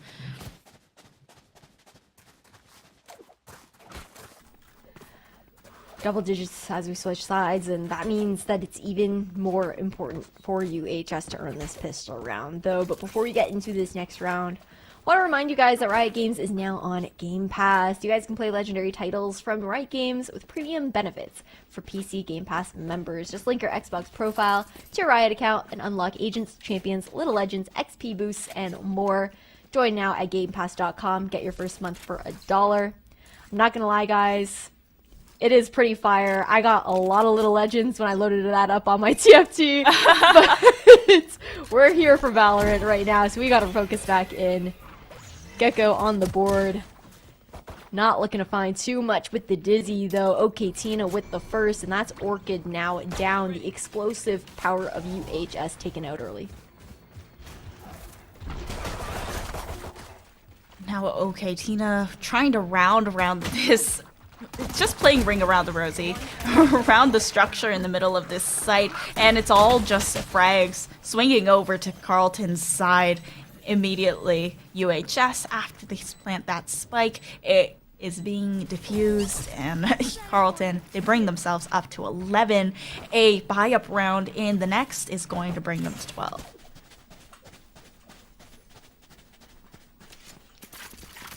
Things are looking scary. If you're UHS, you might gamble as a force in this situation. You're almost pushed into it, trying to... You could try to play for OT, but that's also 10 rounds in a row, right? You're better off staving off that match point, earning a third for yourself, and having at least one extra round of security to fall back on.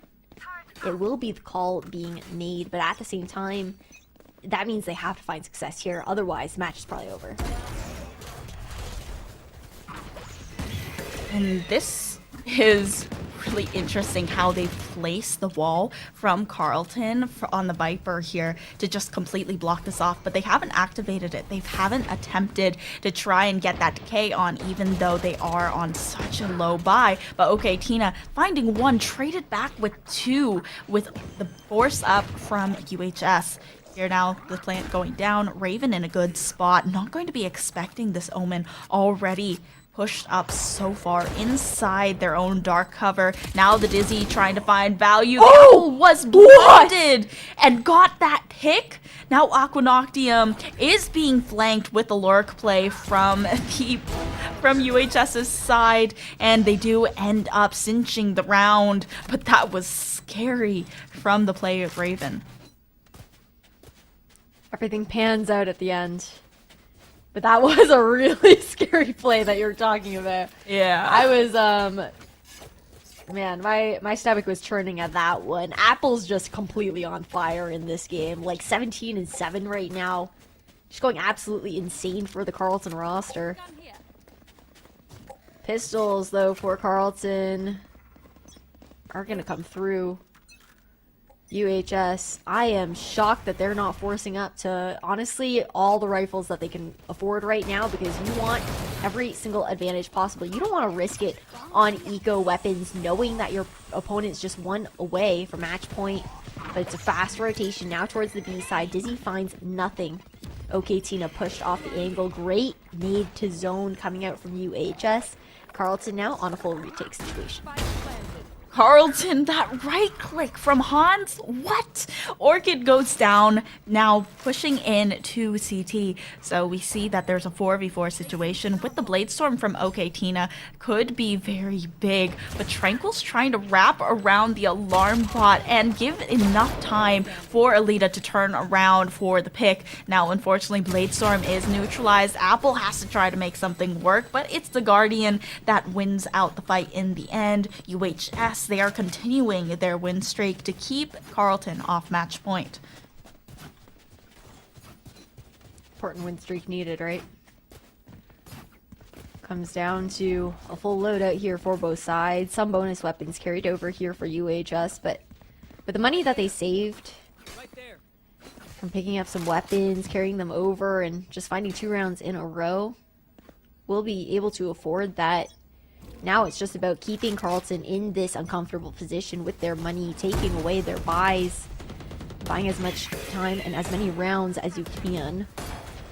Let's try and get to that third map. Fault line up. Doesn't hit anything though. It's a double up and tree here for Carleton. Smoke comes out, so really nice bait. Try and have UHS guessing that maybe nobody is playing into this angle. It's a double up instead, and OK Tina somehow finds 3, a swing back out, a 4th in pocket, looking for the ace. It's Alita alone in a 1v5 situation. We've seen her be insane before with that sheriff. But time is ticking, and Alita, with nothing really left to give in this, is gonna have to let that defuse go through, carry on the rifle into the next round. Honestly, if I was Alita there, I would try to get some picks. I know that money's... You got money to buy everyone, basically, on your team right now. Meanwhile, Carleton's they're the ones that don't really have those funds. And if you take those shields away, you take at least, like, a rifle or 2 away, that just sets you up more for that long term, if you can keep this match rolling. And I think it was also about the fact they wanted to deny OK Tina the ace. They've already seen Carleton get one of those aces, and it could also be a part of the mental game that they are playing.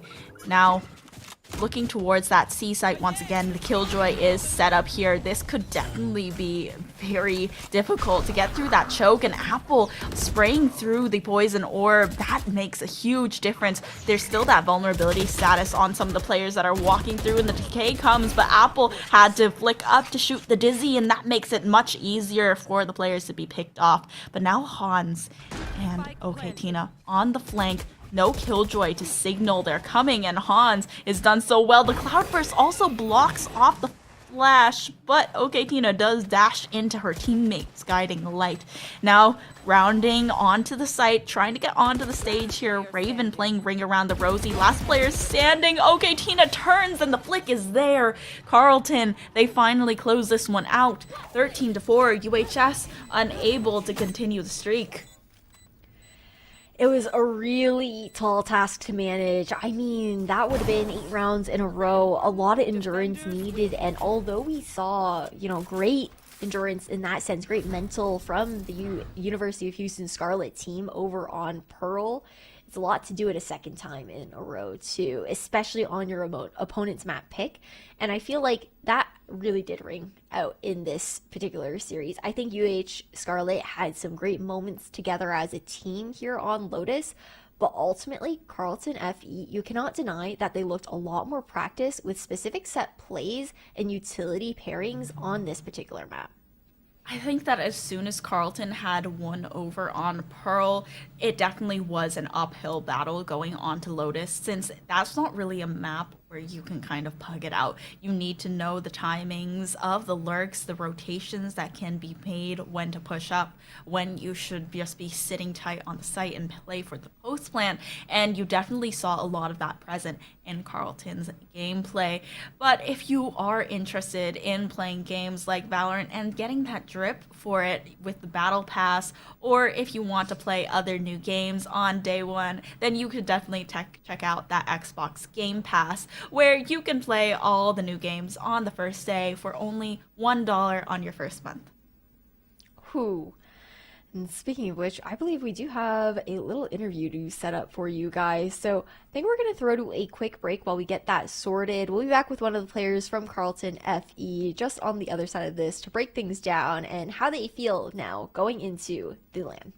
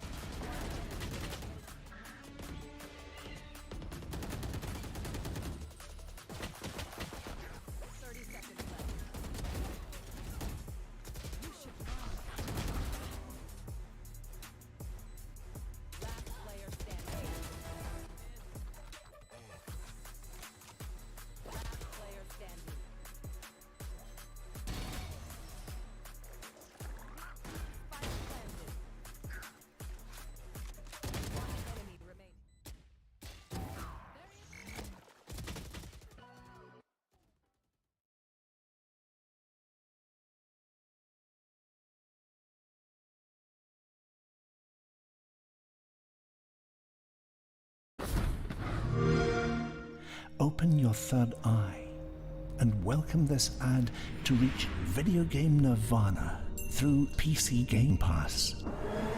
Game Pass has PC Game Pass. Game Pass has PC Game Pass has PC games. Nirvana awaits.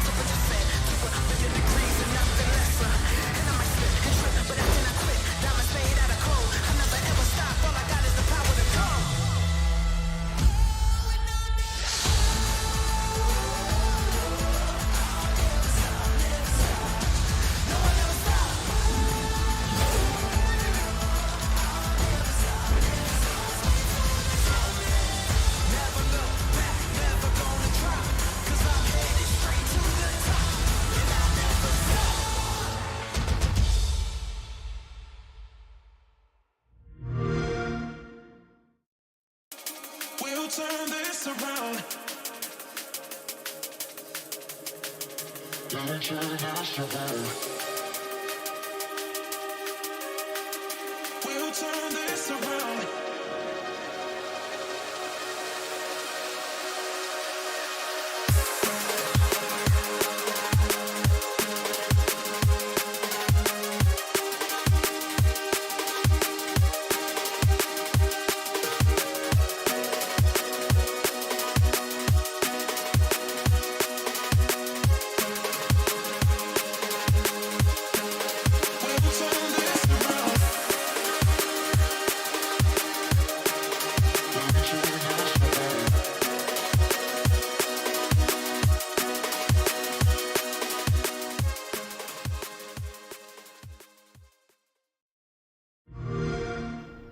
Open your third eye and welcome this ad. Game Pass has PC games. Nirvana awaits.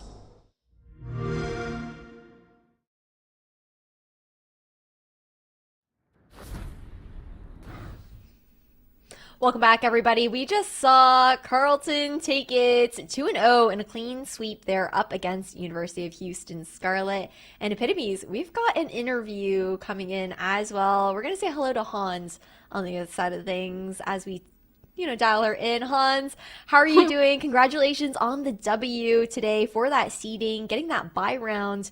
How are you and the team feeling off the back of this win? Not any different from when we beat them the last two times.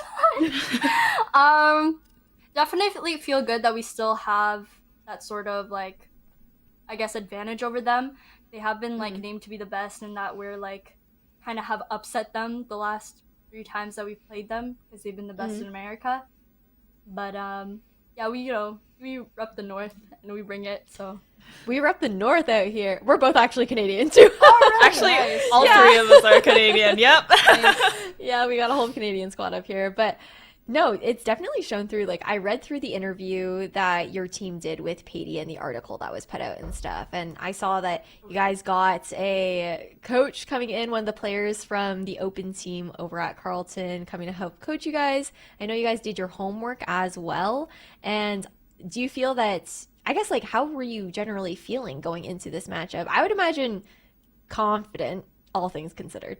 Oh no, I was really nervous today because Okay. if I'm gonna be honest, like we've had some very interesting performances the last couple of days, so I wasn't really sure how we were gonna come out like for this match, but the girls really, really have been putting a lot of time and work into becoming better individually and trying to listen to our IGL Tina and stuff and our coach, and we overcame a lot this week, and this is our last official game until CECC Texas, so we really wanted to close it out the proper way and get that top seed in media matchmaking. Yeah, and talking about CECC Texas, we know that you both qualified to be the top seed here in those show matches, and you're also going to be playing in the actual CECC. So, how are you feeling about that? Are you nervous about any of that at all? Yeah, for sure. But I think we were more nervous about getting up to this point versus actually having the experience to play for both of those things. I know that we're definitely just going to have fun out there and try to scrim and practice a lot before we actually get there and try our best and come out with some sort of gain out of it, whether it's a learning experience or maybe a win, So. And do you feel like after the Paidia matchmaking season and the Paidia Cup, there should or will be more tournaments focused around like collegiate, marginalized gender esports?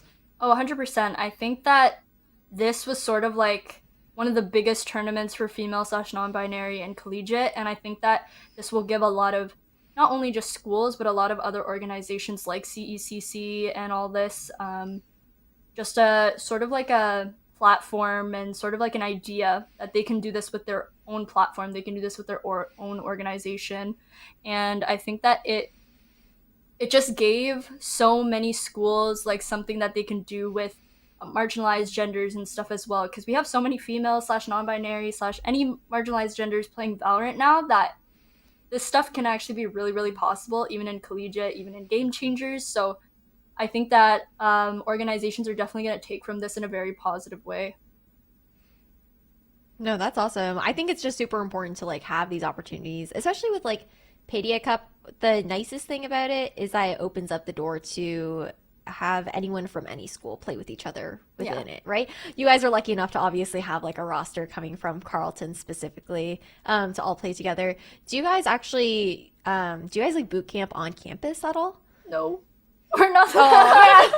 No, we don't. We've been praying and like asking our presidents to let us into the gaming room because we finally got one, but obviously it's only open to all varsity teams for our school, so we're not really allowed to boot camp.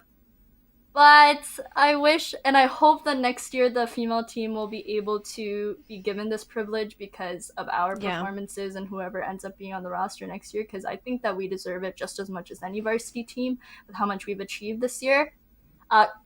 Wink, wink, Carleton Esports. But yeah, no. Don't make me drive over there right now. Put it on Twitter, tag them. But no, I think that we deserve it, and I hope that they make some changes next year so that we can actually get those practices in. No, for sure. Because, like, it's super important to just be able to help uplift the FE team as well, right? 100%. And you got to be able to get those tools to actually rise to the level and whatnot. So I guess overall, I know you already talked about how you guys are feeling going into CCC and stuff like that, but I also know that you guys, some of your players haven't even gone over to the States and whatnot. So it's just a really exciting experience for everyone. How is the rest of the team, I guess, feeling about it?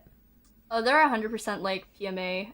Even today they were like, if we don't win, like, it's still okay, guys. We're still going type of thing. Like, they're just very positive overall about the outcome of stuff. And win or loss, they were just really happy to be there. And I think we had a really fun time today. And we can kind of say, like, now is our time to sort of develop on our own and scrim together from time to time so that we get ready for May. Mm-hmm. Yeah, I definitely think that it's the individual performances coming through. Like, even Apples was popping off today. Like, she had insane games when it comes down to how they were playing and stuff. But I guess before we head out, I know we've kept you here for a while. Were there any last, like, shout-outs, thank yous, or even just, like, things you want people to know about you and your team before you say goodbye for tonight? Probably three. First of all, shout out to the Carleton community for supporting us in the stream and just in general. They have always supported us for all of our games. So 100% from Carleton FE to our community to everyone. Thank you so much for watching. Thank you Xbox and Paidia Cup for this wonderful opportunity for us. We really, really enjoyed playing and competing on this platform. Third of all, thank you to our new coach. He's done a lot for us in just a little amount of time, and I'm really excited to see what he can do for us until May. And then last but not least, shout out to my team because they are amazing and they carried me today. So I love you guys. I love everyone.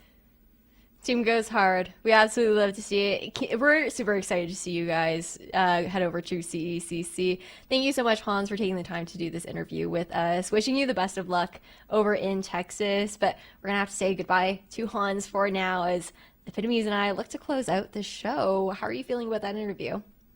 Honestly, I just feel like Carleton, they've completed so much and had so much success in the Paidia Cup. And it is really refreshing to see like collegiate FE teams be able to do that kind of work and accomplish that much. And I really hope that Carleton lets them into their games room so they can boot camp together. I will start a petition. I live in the area. I will start a petition. But when it comes down to the Paidia Cup, though, everything is a wrap now here. Playoffs is all over, and Carleton are your number one winners to head over into CECC Texas. And before we go, we got to give a big shout out over towards Paidia and Xbox for even helping put on this event alongside Esports U to give this opportunity to marginalized gendered gamers to uplift them and have the opportunity to compete at a collegiate level and recognize that there is talent to be fostered in these players and that we should be investing in them going forward. But for tonight, Tala, thank you so much for being on the desk with me again as my duo. But we are going to head out and say a good night to you guys and hopefully tune in for the CECC stream and look out for these three teams when they come on to broadcast.